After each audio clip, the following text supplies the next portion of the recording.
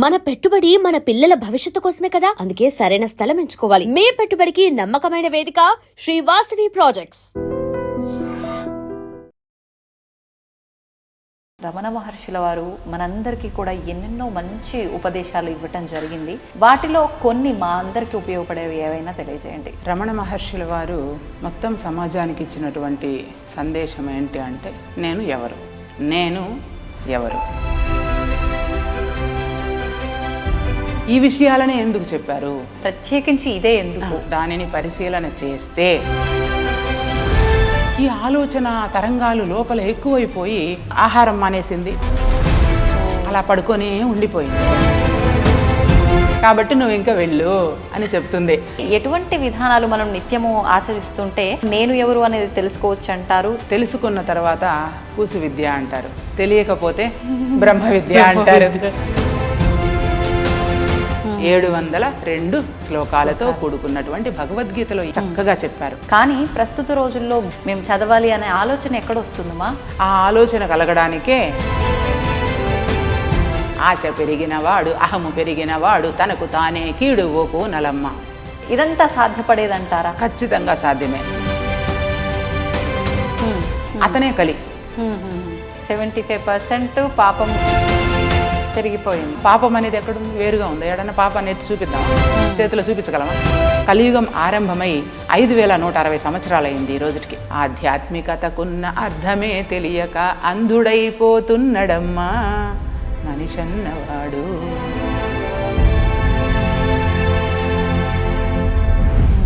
కదా, అప్పుడు సేవకులు శూద్రులు తక్కువైపోతారు, బ్రహ్మ విద్యను బోధించే వాళ్ళు ఎక్కువైపోతారా? అలానే అయ్యారు కదా. నమస్కారం. ఐ డ్రీమ్ సనాతన వైభవం కార్యక్రమానికి స్వాగతం. నేను మీ విచిత.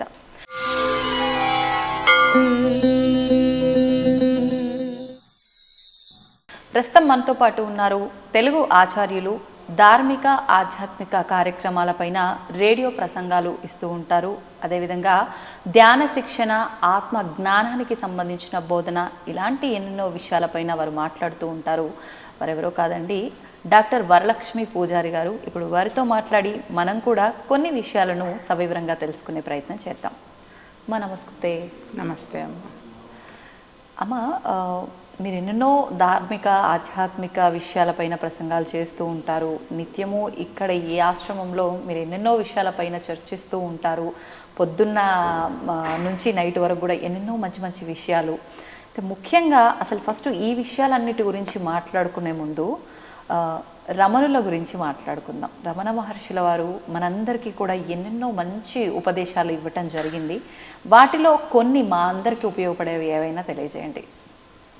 అలాగే అమ్మ. రమణ మహర్షుల వారు మొత్తం సమాజానికి ఇచ్చినటువంటి సందేశం ఏంటి అంటే, నేను ఎవరు. ఇది పరిశీలన చేసుకో. నీకు నీవుగా పరిశీలన చేసి నీవెవరో నీకు నీవుగా గ్రహించు.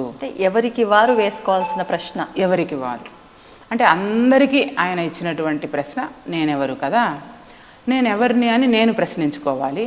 ప్రతి ఒక్కరూ అలా ప్రశ్నించుకున్నప్పుడు నేనెవరిని, నేను ఇక్కడ ఎందుకోసం వచ్చాను, అసలు ఈ పుట్టుక ఏమిటి, ఎటువంటి విలువలతో కూడుకున్నటువంటి జీవన విధానాన్ని నేను కొనసాగించాలి అనేటటువంటి విషయం అనుభవంగా మనకి అర్థమవుతుంది. రమణ మహర్షుల వారు చెప్పినటువంటి ఉళ్ళదు 40 అనేటటువంటి గ్రంథం పేరు. అట్లాగే పెరియ పురాణం, ఉపదేశ సారం, ఇట్లా అనేక గ్రంథాల ద్వారా వారు సమాజానికి ఈ విషయాలని ఎందుకు చెప్పారు అనేది కూడా మళ్ళీ మనం ఆలోచించాలి. అవును, అంటే ఎన్నెన్నో ఉన్నాయి, ప్రత్యేకించి ఇదే ఎందుకు, నేనెవరు అని ఎందుకు చెప్పారు అవును అని అన్నప్పుడు సమాజంలో అన్నీ ఉన్నాయి. అంటే ఇంజనీరింగ్ విద్య, అట్లాగే వైద్య శాస్త్రం, వైద్య విద్య, కంప్యూటర్ విద్య, అంటే అంతరిక్షాన్ని తాకగలిగినటువంటి మేధ మానవునిలో ఉంది. అన్ని రకాల విద్యలు మనముగా ప్రవేశపెట్టాం. అన్ని రకాల పాఠశాలల్లో, కళాశాలల్లో, విశ్వవిద్యాలయాల్లో అన్ని రకాల విద్యలు నేర్పిస్తూ ఉన్నారు, బోధిస్తూ ఉన్నారు.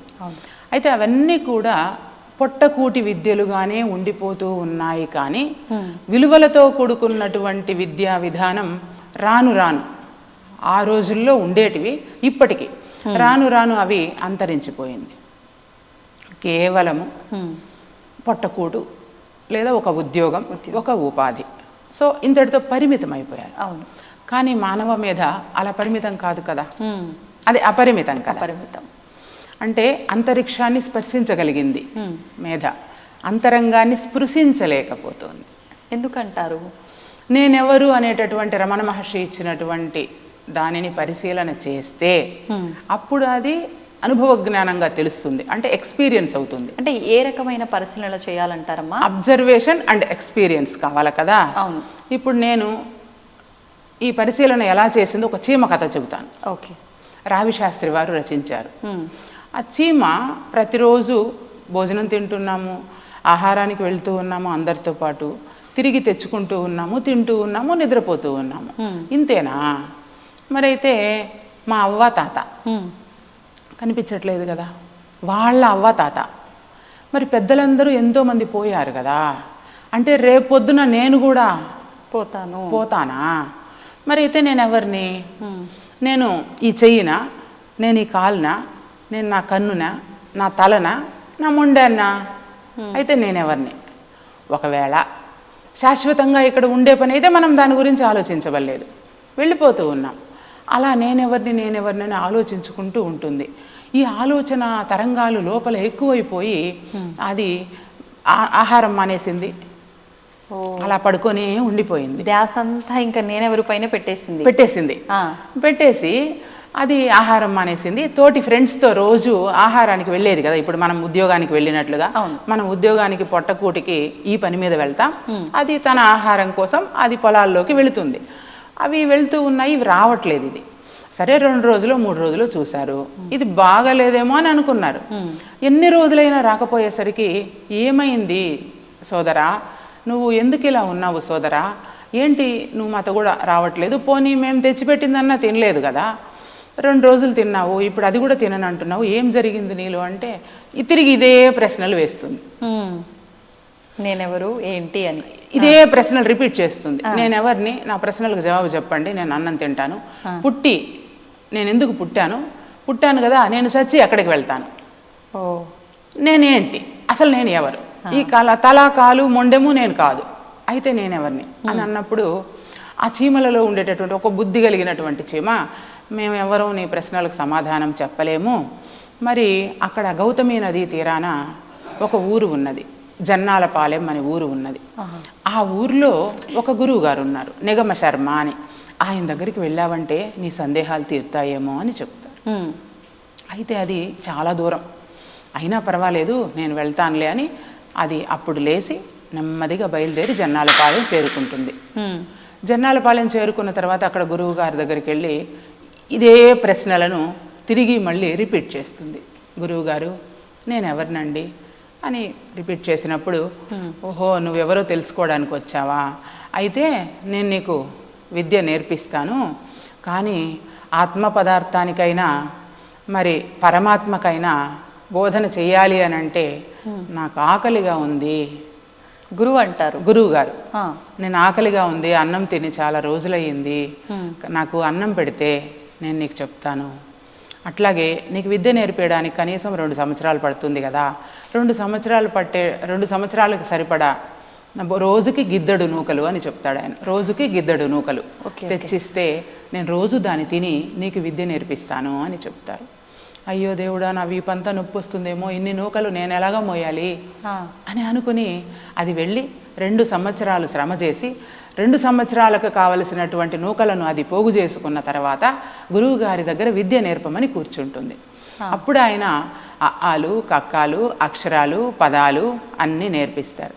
ఇంతే, నీకు విద్య అయిపోయింది, నువ్వు బయలుదేరు అని చెప్తారు. కానీ కావాల్సింది ఇది కాదు కదా చీమకి. కాదు, బయలుదేరు అంటారు. అదేంటి గురువు గారు, నేనెవరో చెప్పమని కదా నేను ఇక్కడికి వచ్చింది, ఇవి నేర్పించి మీరు నన్ను వెళ్ళిపోమంటున్నారే ఎలాగా, నేను నేర్పించినవన్నీ నువ్వు ఒకసారి రిపీట్ చెయ్యి, నాకు మళ్ళీ అప్పచెప్పు అంటే ఆ చీమ చెప్పినవన్నీ అప్పచెప్తుంది. ఆ.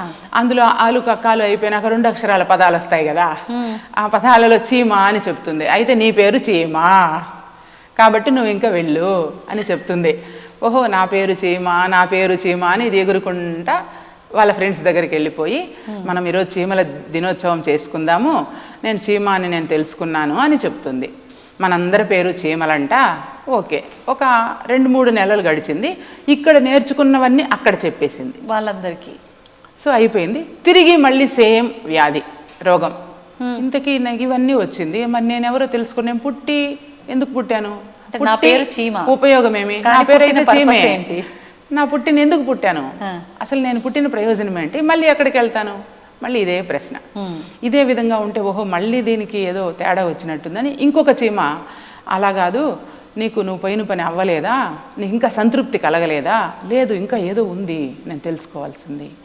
అప్పుడు చతుర్వేది గురువు గారు ఉన్నారు పలానా చోట అని చెప్తే, ఆ చతుర్వేది గురువు గారి దగ్గరికి వెళ్ళటానికి ఈ చీమ సంకోచిస్తుంది. ఆయన వేదాలు అధ్యయనం చేసినటువంటి బ్రాహ్మణుడు కదా, మరి నేను వెళితే ఆయన నాతో మాట్లాడతారా, లేదులే మా గురువు గారితో నాకు ఆ చనువు ఉంది, 2 సంవత్సరాలు నేను గిద్దెడు నూకలు మోసుకొని పోయి ఇచ్చాను కదా, ప్రతిరోజు నా గురువు గారిని వెళ్ళి అడుగుతాను అని చెప్పి గురువుగారి దగ్గరికి వెళ్ళి, గురువుగారు మీరు చెప్పిన పాఠంతో నేను సంతృప్తి చెందడం లేదు, నాకు ఇంకెవరినైనా సూచించండి, నేనెవరో నేను తెలుసుకోవాలి అంటే, అయితే ఇక్కడ నుంచి 3 ఆమడల దూరంలో చతుర్వేది గురువు గారు ఉన్నారు, అక్కడికి వెళ్ళు అంటే, అయితే మరి నేను అక్కడికి వెళ్తే ఆయన వారు నాతో మాట్లాడతారా, లేదులే నేను పరిచయ పత్రం రాసిస్తాను అని చెప్పి పక్కనే ఉండేటటువంటి తాటాకులు, ఆ రోజుల్లో ఉండేటువంటి ఆకు తీసి ఆ చీమ ఏమేమి నేర్చుకుందో రాసి ఇచ్చి పంపిస్తుంది. అది దాన్ని వీపు కట్టుకొని మోసుకొని చతుర్వేది గురువు గారి దగ్గరికి వెళుతుంది. అక్కడ శిష్యులందరూ వేదాధ్యయనం చేస్తూ ఉంటారు. అయ్యో చీమ ఎందుకు వస్తుంది మా గురువుగారి దగ్గరికి, చీమ ఇక్కడికి ఎందుకు వస్తుంది, గురువుగారి దగ్గరికి దాన్ని తోసేయండి పంపించేయండి అని వాళ్ళు మాట్లాడుతూ ఉంటే, మనం సకల కోటి జీవరాశులను సమానంగా చూడాలి కదా, చీమైనా దోమైనా పరమాత్మ రూపంలో వచ్చి ఉండొచ్చేమో, దానిని మీరేమి అనకండి అని చెప్తే, అప్పుడు అది వచ్చి తను పరిచయ పత్రాన్ని అందిస్తుంది. విషయమంతా గురువుగారికి అర్థమైపోతుంది. అప్పుడు వాళ్ళు ఒక పెద్ద యజ్ఞం తలపెట్టి ఉంటారు. నేను ఈ యజ్ఞం చేయాలంటే మా దగ్గర సరిపడా వస్తువులన్నీ ఉన్నాయి, కానీ హిరణ్మయం ఒక్కటి లేదు మా దగ్గర. ఈ 2 నెలలు మేము కష్టపడి అన్నీ సంపాదించి పెట్టాం, ఇంకా 2 రోజులు యజ్ఞానికి ఉంది. హిరణ్మయం అంటే బంగారు, అవి తెస్తే మనం యజ్ఞం పూర్తి చేసిన తర్వాత నీకు వేదాలు నేర్పిస్తాను అని చెప్తారు. అలా అది వెళ్ళి, అయ్యో అది బరువు కదా, నాకు పొలాల్లోకి వెళ్ళి మట్టిలో పొడి ఉంటుంది కదా బంగారు పొడి, అదంతా తీసుకొని వచ్చి అది సేకరించి ఇస్తుంది. ఆ తర్వాత విద్య నేర్చుకుంటుంది. 4 వేదాలు నేర్పిస్తారు, సంస్కృత భాషలో పదాలు అన్నీ నేర్పిస్తారు. అన్నీ నేర్పించి ఇంక నువ్వు బయలుదేరు, నీ పాఠం అయిపోయిందంటే, అదేంటి గురువుగారు నేనెవరో చూపించకుండా చెప్పకుండా నాకు అంటే, సరే నేను చెప్పినవి అన్నీ చెప్పు అంటే 4 వేదాలు అప్పచెప్పేస్తుంది. ఆయన చెప్పినవన్నీ అప్పచెప్పేసి పదాలన్నీ చెబుతుంది. దాంట్లో పిపీలికము అని ఒక పదం వస్తుంది. నీ పేరు పిపీలికము, ఇది దేవభాష, దేవభాషలో నిన్ను పిపీలికం అంటారు అని చెప్పి పంపించేస్తుంది. ఓహో నేను దేవభాషలో నన్ను పిపీలికం అంటారని వెళ్ళి తిరిగి కొద్ది రోజులకి అదే పరిస్థితి వచ్చింది. అదే పరిస్థితి వచ్చిన తర్వాత పక్కనే 7 కొండలని ఒక ప్రాంతం ఉన్నది మన అడవికి పక్కన, అక్కడికి వెళితే నీ సమస్యకు పరిష్కారం వస్తుంది, ఎందుకంటే అక్కడ మన ఫ్రెండ్స్ ఉన్నారు, చీమల పుట్టలన్నీ ఎక్కువగా ఉన్నాయి అక్కడ, అక్కడెవరో ఒక గురువుగారు తపస్సు చేస్తూ ఉన్నారంట, ఆయన పేరు ఋషి పుంగవులు అంట, అక్కడికి వెళ్తే నీకేమన్నా చెప్తారేమో అని చెప్తారు. సరే ఇది అలాగే ఋషి పుంగవుల యొక్క చిరునామా తెలుసుకొని అక్కడికి వెళ్ళింది. ఆ ఋషి ఏమంటే జడలు కట్టేసి ఉంది, గడ్డము జడలంతా తపస్సులో ఉన్నాడు. ఆయన ఇప్పటిదాకా ఎవరు మాట్లాడింది లేదు ఆయన ఎవరితో. చీమల పుట్టల దగ్గర చీమల పుట్టలు కూడా పెట్టేసినాయి చుట్టూరు, జుట్టు అలా ఉన్నాడు. అయితే ఎవరు ఇక్కడికి వచ్చారబ్బా, మన ఫ్రెండ్ వచ్చిందని చెప్పి ఈ చీమ వెళ్ళగానే అవి ఫ్రెండ్స్ కదా అన్నీ, నేను ఋషి పుంగవుల వారిని చూడాలి అని చెప్తే, అప్పుడు రా ఋషి పుంగవులు ఇక్కడే తపస్సు చేస్తూ ఉంటారు, ఇప్పటి వరకు మాతో ఎప్పుడు పలకరించలేదు, నువ్వు రా అని చెప్తారు. ఆయన ఆ ఋషి పుంగవుల దగ్గర వచ్చి సాష్టాంగ నమస్కారం చేసి, ఇక్కడ గురువుగారి దగ్గర నిగమశర్మ గురువుగారి దగ్గర నేర్చుకున్నదన్నీ అప్పచెప్పి, చతుర్వేది గురువుగారి దగ్గర నేర్చుకున్నదన్నీ కూడా అప్పచెప్పింది. అలా అప్పచెప్పిన తర్వాత నేనెవరిని నేను తెలుసుకోవాలని అనుకుంటూ ఉన్నాను అనగానే, ఎవరబ్బా ఇంత అనర్గళంగా ఈ అడవిలో ఇంత చక్కగా వేదాలను శాస్త్రీయంగా అధ్యయనం చేసి ఇంత చక్కగా చెప్తున్నారు ఎవరబ్బా అని తపస్సులో ఉన్నటువంటి గురువుగారు విని ఋషి పుంగవుల వారు కళ్ళు తెరిచి చూస్తే ఇది అన్నీ చెప్తుంది, మళ్ళీ రిపీట్ చేస్తుంది. రిపీట్ చేస్తే ఓహో నీకు జన్మరాహిత్య విద్య కావాలి అంటే నువ్వు జనన మరణ చక్రం నుంచి విడివడాలని అనుకుంటూ ఉన్నావు, జన్మరాహిత్య విద్య నేర్చుకుంటే తప్ప అంటే నేనెవరు అనేటటువంటి రమణ మహర్షి ఇచ్చిన ప్రశ్న ఏంటి అంటే జన్మరాహిత్య విద్య అంటే ఏంటి? జన్మరాహిత్య విద్య అంటే ఈ జన్మ మాత్రమే కాదు శాశ్వతము, భగవంతుడు శాశ్వతం కదా, ఈ భగవంతుడు ఈ లోక కళ్యాణ కార్యక్రమాల్లో మనల్ని ఇక్కడికి పంపించారు లేదా మనమే కూడా వచ్చాము. ఎలా అయినా కానీ మనుషులమన్న తర్వాత లేదా విలువలను కాపాడాలి అంటే ధర్మాన్ని కాపాడాలి. దీనికి ఏంటంటే శరీరం కలు ధర్మ సాధనం కదా, కలు మనిషికి శరీరం అనేది ధర్మ సాధనం. అంతే.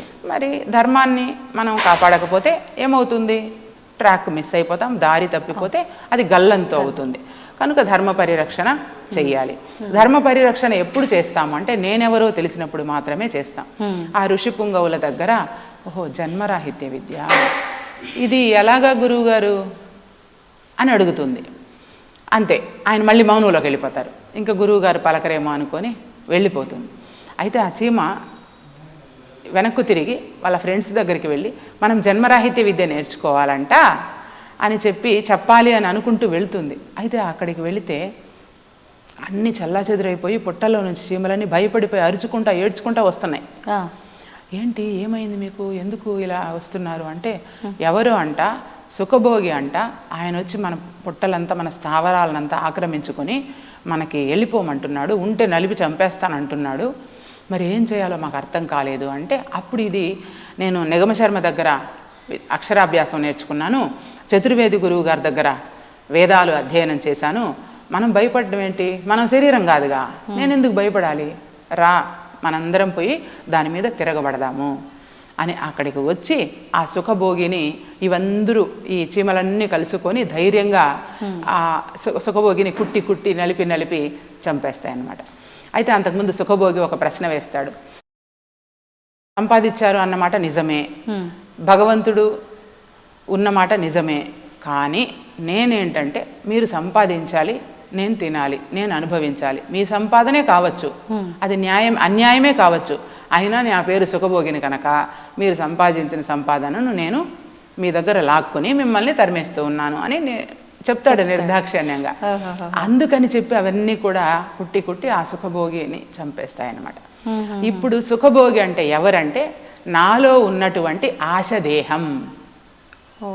నేనెవరు అని ప్రశ్నించుకుంటే నీలో ఉన్నటువంటి ఆశ దేహాన్ని నువ్వు దర్శిస్తావు. అప్పుడు నిన్ను నీవు తెలుసుకొని నిన్ను నీ అదుపులో ఉంచుకొని, అందరూ చెప్తుంటారు మనసును అదుపులో ఉంచుకోవాలి, మనసును అదుపులో ఉంచుకొని, మనసును కాదు, మనసు కూడా ఒక ఇన్స్ట్రుమెంటే, ఆలోచన చేయడానికి ఉపయోగపడేటటువంటి ఒక పరికరం అది. బట్ నేను అనేటటువంటి ఐడెంటిటీతో కూడుకున్నటువంటి అహం భావన ఒకటి ఉన్నది మనలో, అదే అన్ని రకాలుగా ప్రవర్తిల్లుతూ ఉంటుంది. ఆ నేనును గనక దర్శిస్తే తెలుసుకుంటే అప్పుడు తనను తాను తెలుసుకుంటుంది. నేను శాశ్వతం కాదని, పరమాత్మ శాశ్వతమని, నిత్య సత్యమైన భగవంతుడిని దర్శించినప్పుడు జ్ఞానంతో కూడుకున్నటువంటి జీవితాన్ని, విలువలతో కూడుకున్నటువంటి జీవితాన్ని జీవిస్తారు అనే విషయం ఆ నేనెవరు ప్రశ్న ద్వారానే బోధపడుతుంది. మరో మార్గం లేదుగాక లేదు. అందుకనే సమాజానికి ఆ నేనెవరు అనే ప్రశ్నను అలా విసిరేసి ఆయన అందరినీ ఆలోచింపజేశారు.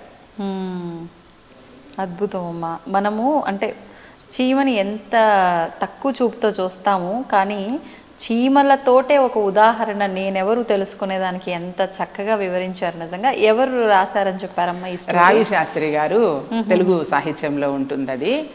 ఆయన చీమ పిపీలికం అనే పేరుతో కథ రాశారు. ఇప్పుడు అంటే రమణుల వారు చెప్పిన ఎన్నెన్నో ఉపదేశాల్లో ఈ నేనెవరు ఒకటి. ఇప్పుడు మన నిత్య జీవితానికి, మానవ మనుగడకి సంబంధించి నేనెవరో తెలుసుకోవాలి, ఆ లోపల ఉన్న ఆ భోగం ఎవరు సుఖభోగిని మనం తెలుసుకొని అది అంతటితో అంతం చెయ్యాలి అని అంటే అంత ఈజీ పని అయితే ఏం కాదు.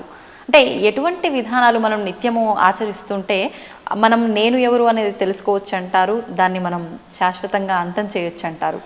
అంటే తెలుసుకున్న తర్వాత కూసు విద్య అంటారు, తెలియకపోతే బ్రహ్మ విద్య అంటారు. కాబట్టి తెలుసుకున్న తర్వాత అది చాలా సులభం చాలా సులభం అని అనిపిస్తుంది. ఇన్ని ఆరాట పోరాటాలలో అల్లలాడడం కంటే ఆప్యాయంగా అనురాగంతో లోపలికి వెళ్ళి మనతోటి లోపలికి వెళ్ళి ఆ పరిశీలన అనేది అబ్జర్వేషన్ అనేది చేయాలి. దానికి ఒక క్రమ పద్ధతి ఉంది. అదేంటి క్రమ పద్ధతి అంటే అది భగవద్గీతను ఆధారంగా చేసుకొని మనం చెప్పవచ్చు. ఎందుకంటే ఇప్పుడు మన విజిత అమ్మ చెప్పింది అంటే వినరు, వరలక్ష్మి అమ్మ చెప్పింది అంటే వినరు. భగవద్గీతలో ఇలా ఉంది అంటే ఒక నమ్మకం ఉంది కనుక మనకు నేర్చుకోవాలని అనుకున్నప్పుడు భగవద్గీతలో ఉండేటటువంటి క్రమ పద్ధతిని మనం ఆచరించాలి. ఇప్పటికీ ఉన్నటువంటి ఆధునిక నాగరికమైనటువంటి ఈ రోజులలో సమయం లేదు అని అనుకుంటూ ఉన్నారు కనుక 4 వేదాలను మనం ముందర వేసుకొని చదవలేము. అట్లాగే ప్రామాణికమైనటువంటి అనేక గ్రంథాలు ఉన్నాయి, అది కూడా చదవలేము. ఉపనిషత్తులు ఎన్నో ఉన్నాయి, వాటిల్లో నుంచి 10 ఉపనిషత్తులుగా ఇప్పుడు చదువుకుంటూ ఉన్నారు అన్నింటి సారాన్ని. ఆ 10 ఉపనిషత్తులు కూడా ఇప్పుడు చదవలేము. ఆ తరువాత ప్రస్థానత్రయమని భగవద్గీత, ఉపనిషత్తులు, బ్రహ్మసూత్రాలు, ఇవి 3 ఉన్నాయి. ఈ మూడింటిని కూడా చదివే అంత తీరిక లేదు. బ్రహ్మసూత్రాలలో 555 సూత్రాలు ఉంటాయి. ఇవన్నీ కూడా చదువుకునేదానికి వీలు కాదు గనక ఇప్పుడు ఇది చిన్న పుస్తకం భగవద్గీత, 702 శ్లోకాలతో కూడుకున్నటువంటి భగవద్గీతలో ఏమి చెప్పారంటే క్రమ పద్ధతిలో మనకు నేనెవరో తెలుసుకునేటట్లుగా అందులో శ్లోకాలను అమర్చి చక్కగా చెప్పారు. కాబట్టి ఏ గ్రంథాలు అవసరం రాకుండానే ఇప్పుడు ఉపదేశసారమైన మీరు భాగవతమైన ఏ గ్రంథంలో అయినా విషయం ఒకటే, ఏది నేనెవరో తెలుసుకోవడమే. అందుకని ఇప్పుడు మనకు అందుబాటులో ఉన్నది ఇదే గనక ఇందులో క్రమ పద్ధతి చెప్పారు. ఏంటి ఆ క్రమము అంటే 1వ అధ్యాయము అర్జున విషాద యోగం. దీంట్లో నిత్య అనిత్య వివేకము అనేది మనలో ఉన్నటువంటి ఎవరైతే సుఖభోగి మనిషిలో ఉన్నాడో, ఈ శరీరాన్ని నడిపిస్తూ ఈ శరీరానికి డైరెక్షన్స్ ఇస్తూ ఉన్నటువంటి ఒక డ్రైవర్ ఎవరైతే ఉన్నారో ఆ డ్రైవర్కి మనము ఈ నిత్యము ఏది అనిత్యము ఏది అనే జ్ఞానాన్ని అందిస్తే, ఎందుకంటే ఏదైతే నవ్వుతుందో అదే ఏడుస్తుంది లోపల, అంతేనా? నవ్వేది వేరు ఏడ్చేది వేరు కాదు కదా. కొద్దిసేపు అమ్మ చాలా గొప్పది చాలా మంచిది అంటుంది, కొద్దిసేపు తర్వాత అబ్బా ఆమె అసలు మంచిది కాదు అని ఇంకా ఎన్నో చెప్తుంది. అంటే కొద్దిసేపు అవునని కొద్దిసేపు కాదని ఇలాగా రకరకాలుగా క్లారిటీ లేకుండా ఆ ఉండటానికి కారణం ఏంటంటే ఇది ఒక గీత అన్నమాట, మార్గం గీత కదా. అంటే నేనెవరు తెలుసుకోవడానికి ఉపయోగపడే ఒక గీత, అంటే రోడ్ అంతే. అంటే మీరు చెప్తున్నారు బాగుంది, అంటే నేనెవరో తెలుసుకోగలిగితే దాన్ని ఒక ఆచరణలో పెట్టాలి అని అంటే ఒక మార్గదర్శకం గీత అని చెప్పి. కానీ ప్రస్తుత రోజుల్లో గీతని ఏ రకంగా చూస్తున్నారు అంటే ఎంతో ఒకప్పటి కాలం కన్నా ఇప్పుడు ఎంతో అంటే ప్రచారం జరుగుతోంది గీతకు సంబంధించి. గీత కనుక మీరు చదివితే మీ రాతని మార్చుకోవచ్చు అన్నట్లుగా చెబుతున్నారు ఎంతోమంది. కాకపోతే గీత అనగానే అందరికీ గుర్తొచ్చేది అదొక పవిత్రమైన పుస్తకం, ఒక గ్రంథం అని చెప్పి పూజ గదిలో పెట్టి పూజ చేసే వరకు, లేదు అంటే ఏ సమయంలో పడితే ఆ సమయంలో గీతని తాకకూడదు అని చెప్పి భద్రంగా అల్మారాలో పెట్టే వరకు, లేదు అంటే మరణించిన వారి దగ్గర మరణించిన వాళ్ళు ఏదో లేచొచ్చి మళ్ళీ వాళ్ళు లైఫ్ని సక్రమంగా నడుపుకుంటారు అన్నట్లుగా వాళ్ళ దగ్గర ఆ గీత శ్లోకాలన్నీ ప్లే చేయటము, ఈ 3 రకాలుగానే ఎక్కువగా గీతను ఉపయోగిస్తున్నారేమో అనిపిస్తుంది. మరి అటువంటప్పుడు మంచి మార్గంలో వెళ్ళాలి, మేము చదవాలి అనే ఆలోచన ఎక్కడొస్తుందమ్మా? ఆ ఆలోచన కలగడానికే భగవద్గీతను క్రమ పద్ధతిలో అధ్యయనం చేసినప్పుడే వస్తుంది. అలా అధ్యయనం చేయడానికి మొదటి అధ్యాయంలో మనకి ఏం తెలుస్తుంది అంటే ఏది నిత్యము ఏది అనిత్యము అనేటటువంటి వివేచన. అసలు ఈ నిత్యము ఏంటి అనిత్యము ఏంటి వివరణ చెప్తాను. వివేచన ఎక్కడ కలుగుతుంది? మన లోపలే. ఎక్కడ? ఏదైతే ఇప్పుడు అవివేకంతో ఉందో, ఏదైతే విషయం తెలియకుండా ఉందో దానికే వివేచన కలుగుతుంది. నిత్యము అంటే ఎప్పటికీ మారనిది, శాశ్వతమైనది, సత్యమైనది, వికారము లేనిది, సనాతనమైనది. అది దాని లక్షణము పుట్టదు, గిట్టదు, ముట్టదు, పట్టదు, కొట్టదు, తిట్టదు, కట్టుబడదు, ఏది అంటదు అని. ఏది అంటదు దానికి. అదే మనకి భగవద్గీతలో చెప్పిన శ్లోకము, నైనం చిందంతి శస్త్రాణి నైనం దహతి పావకః నచైనం క్లేదయంత్యాపో నశోషయతి మారుతః అచ్చేద్యోయం అదాహ్యోయం అక్లేద్యో శోషయేవచ నిత్యః సర్వగతః స్థాణుః అచలోయం సనాతన నజాయతే మ్రియతే వా కదాచిత్ నాయం భూత్వా భవితా వా నభూయః అజో నిత్యః శాశ్వతోయం పురాణో నహన్యతే హన్యమానే శరీరే. అంటే అజహ జన్మలేనిది, పుట్టనిది, ఇది శాశ్వతము, ఇది పురాణము, ఇది సనాతనము, ఈ లక్షణాలన్నీ కూడా ఒక భగవంతునికే వర్తిస్తుంది.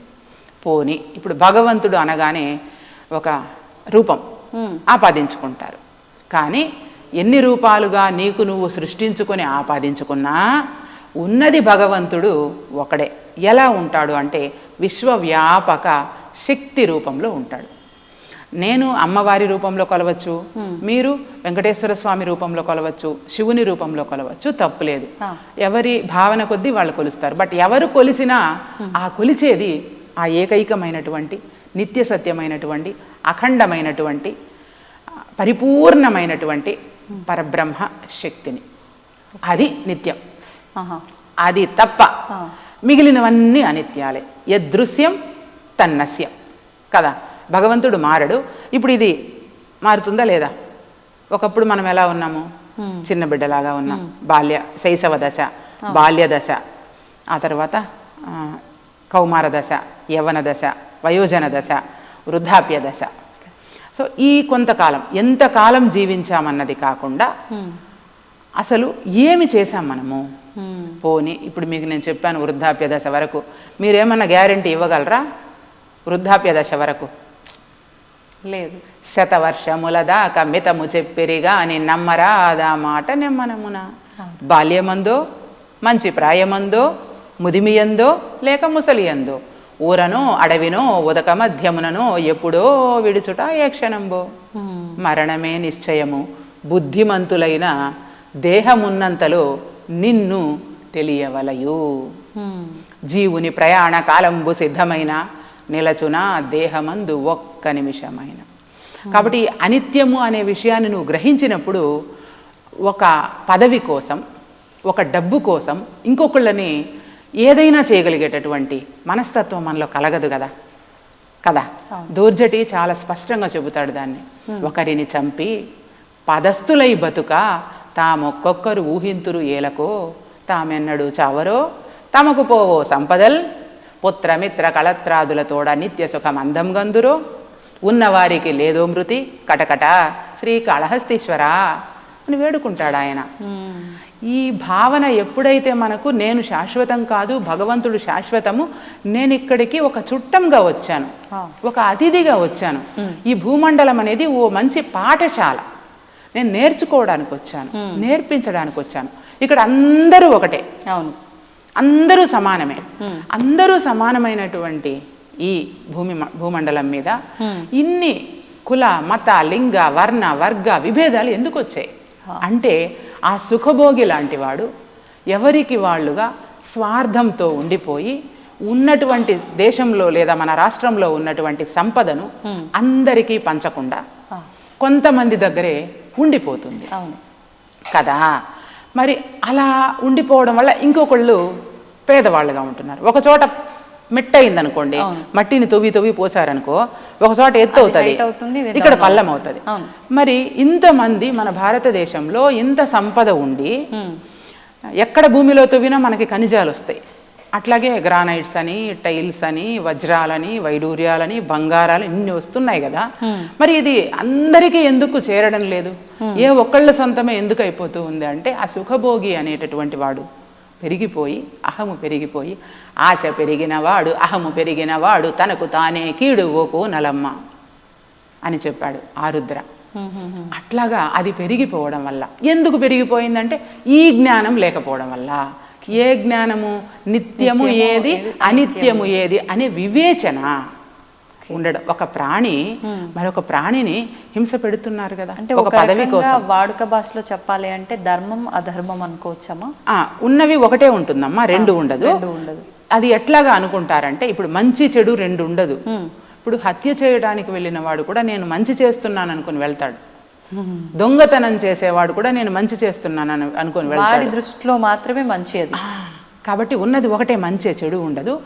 మంచి ఏదో తెలియకపోవడం వల్ల తను అనుకున్నవన్నీ చేస్తూ ఉంటాడు. మంచి అంటే ఇదే అని నువ్వు చెప్పగలవు, కానీ చెడు అంటే ఒకటి ఎన్ని చెప్పగలవు?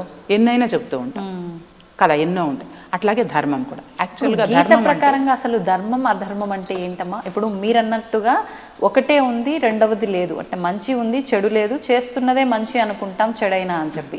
గీతలో ఏం చెప్పారు ఈ ధర్మం అధర్మం, ఈ మంచి చెడుల గురించి? గీతలో చెప్పింది కూడా ధర్మము అంటే దైవము. ధర్మం అంటే దైవం అని అన్నప్పుడు దైవం ఒక గీత ఉంది, ఒక లక్షణాలు ఉన్నాయి, ఒక పద్ధతి ఉంది. అదే గీత, భగవద్గీత పద్ధతి. భగవంతుని తెలిసే గీత, తెలిపే గీత, తెలిసే గీత. ఈ పద్ధతిలో నువ్వు వెళ్ళినప్పుడు నువ్వు కరెక్ట్గా ట్రాక్ మీదే వెళ్తావు, దారి తప్పవు. నువ్వు దారి తప్పేసావు అనుకో, అప్పుడు నువ్వు ఎందులో ఉన్నట్టు? అధర్మంలో ఉన్నట్టు. అధర్మం అని ప్రత్యేకంగా దానికి ఇన్ని లక్షణాలని ఇట్లా ఏమి ఉండదు. మంచికి అధర్మం అది. అట్లాగే మంచిగా ఉండకపోవడమే చెడు. చెడు. కానీ మా ఇప్పుడు మీరు అంటున్నారు మంచిగా ఉండకపోవడం చెడు, ధర్మంగా నడవకపోవడం అధర్మము అని. కానీ ఇందాక మీరు అన్నట్లుగా అంటే ఎవరికి వారు చేస్తున్నది మంచి అనే అనుకుంటారు, ధర్మం అనే అనుకుంటారు. అదే మూర్ఖత్వంలో వెళ్ళిపోతూ ఉంటారు. నేను చేస్తున్నది తప్పు అని మీరు నాకు ఒకవేళ చెప్పినా, లేదు నేను మంచే చేస్తున్నాను అని వితండవాదం చేస్తుంటారు. అలాంటి మూర్ఖుల్ని మనం అసలు బయటికి తీసుకురావడం సాధ్యమే అంటారా? ఖచ్చితంగా సాధ్యం. ఎందుకంటే గీతలో చాలా సులభంగా ఉంది కదా. ఇప్పుడు తనకి ఆ సుఖభోగే కదా అంటుంది. ఇప్పుడు తప్పు చేసినది ఆ ఫిజికల్ బాడీనా, తనలో ఉండేటటువంటి ఆ సుఖభోగినా? తప్పు ఏదైతే అధర్మం అంటున్నామో దాన్ని చేస్తున్నది తన యొక్క భౌతిక శరీరమా, తనలో ఉన్నటువంటి ఆ భావన అయి ఉండొచ్చు కదా. ఎంత సింపుల్. ఆ భావాన్ని మనం మార్చేస్తే సాఫ్ట్వేర్ అంటే నీ సాఫ్ట్వేర్ లో వైరస్ పట్టింది. ఆ వైరస్ కి మందు వేయాలి. ఆ మందే భగవద్గీత. అందుకే భగవద్గీత మొదటి అధ్యాయంలో అర్జున విషాద యోగంలో విషాదం అంటే ఏమిటి అని బోధిస్తూ, ఇది సంపదలంతా కూడా అనిత్యము, మరి ఈ అనిత్యమైనటువంటి సంపదల కోసం నేను ఎందుకు యుద్ధం చేయాలి అని కూడా ఒక సందర్భంలో ఆయన ప్రశ్నిస్తాడు మన అర్జునుడు. కాబట్టి ఎప్పుడైతే నిత్య అనిత్య విభజన తెలిసిపోతుందో, అంటే ఆత్మ అనాత్మ, భగవంతుడు మిగిలినవన్నీ కూడా అశాశ్వతం కనుక దానిని భగవంతుడని చెప్పలేము. కాబట్టి ఎప్పటికీ ఉండేది భగవంతుని తత్వము, భగవంతుని శక్తి. మరి మన డ్యూటీ ఏంటి ఇక్కడ అంటే ధర్మ సంస్థాపన. ధర్మ సంస్థాపన అంటే ఏమి అంటే విలువలతో కూడుకున్నటువంటి జీవన విధానం. ఏంటి అసలు ఈ విలువలు ఏంటమ్మా? ఏంటి విలువలు అంటే ఒక మనిషి మరొక మనిషిని ఏ రకంగానూ కూడా బాధించకుండా ఉండడం. నేనే నాకే కావాలన్నీ, నేనే ఉన్నాను, స్వార్థం అవి లేకపోవడమే విలువలతో కూడుకొని జీవించడం. అలాంటి వారు ఉన్నారంటారా అసలు? అదే మీకు ఇందాక చెప్పాను కదా, సంపద ఒకరి చేతిలోనే ఉండిపోతుంది, అట్లాగా అయిపోయింది. అలాంటి వాళ్ళు రమణ మహర్షుల వారు ఉండినారు కదా, ఈరోజు మనం వింటున్నాం కదా. అట్లాగే రామకృష్ణ పరమహంస ఉండినారు కదా, మనం వింటున్నాం కదా. అప్పట్లో వారికి సాధ్యపడింది. ఇప్పుడు ఈ కలియుగంలో ప్రస్తుత రోజుల్లో ఎవరైనా ఉన్నారు అని చెప్పొచ్చు అంటారా? అంటే ప్రతి ఒక్కరి దగ్గర ఎంత ధర్మంగా వెళ్ళే వారి దగ్గరైనా నేను నా కుటుంబం అనే ఒక చిన్న ఆ భావన అయినా ఉంటుందేమో అని. నేను నా కుటుంబం కూడా కలిసి ఏం చేయాలి అంటే ఎదుటి వ్యక్తిలో ఆ ధర్మాన్ని స్థాపించాలి. ధర్మ సంస్థాపన అంటే ఎక్కడికో వెళ్ళి చేయడం కాదు. ఆ ఏదైతే లోపల స్వార్థపూరితమైనటువంటి నేను ఏదైతే ఉన్నదో, అహం ఏదైతే ఉన్నదో ఆ భావనలోకి వెళ్ళి నేను నా కుటుంబం అంతా కూడా మీ భావనను మార్చి ఆ సరి అయినటువంటి ట్రాక్ తప్పింది కదా, తిరిగి ట్రాక్ మీద ప్రయాణం చేసేటట్టు బోధించగలగాలి. ఆ బోధించడానికి గీత ఉంది కదా. ఖచ్చితంగా దీంట్లో మనుష్యాణం సహస్రేషు, కోటికొకరు ఖచ్చితంగా ఉంటారు, అయితే అరుదుగా ఉంటారు. ఇప్పుడు ఉదాహరణకు నా ఉదాహరణ, నాకు చిన్ననాటి నుంచి, నాకు ఊహ తెలిసినప్పటి నుంచి కూడా నాకు తెలిసిన వారికి, బంధువులు కావచ్చు, స్నేహితులు కావచ్చు, నాతోటి చదువుకున్న వాళ్ళు కావచ్చు, ఎవరైనా సరే ఇటువంటి విషయాల మీద ఆసక్తి లేదా తెలుసుకోవాలి అని ఉండే వాళ్లకు నిరంతరం నేను ఈ ధర్మాన్ని స్థాపన చేస్తూ ఉంటాను. ధర్మం అంటే దైవం కదా, దైవం అంటే దైవ లక్షణాలు, దైవ శక్తి కదా. ఎక్కడ స్థాపన చేస్తాను? మనకేమైనా కనిపిస్తుందా? అది కనిపించదు. మీ యొక్క లోపల జ్ఞానంలో, జ్ఞాతలో, దానిని జ్ఞాత అంటారు. గ్రహించేవాడిని మన లోపల ఉంటాడు డ్రైవర్ అని చెప్పాను కదా, జ్ఞాత అంటారన్నమాట.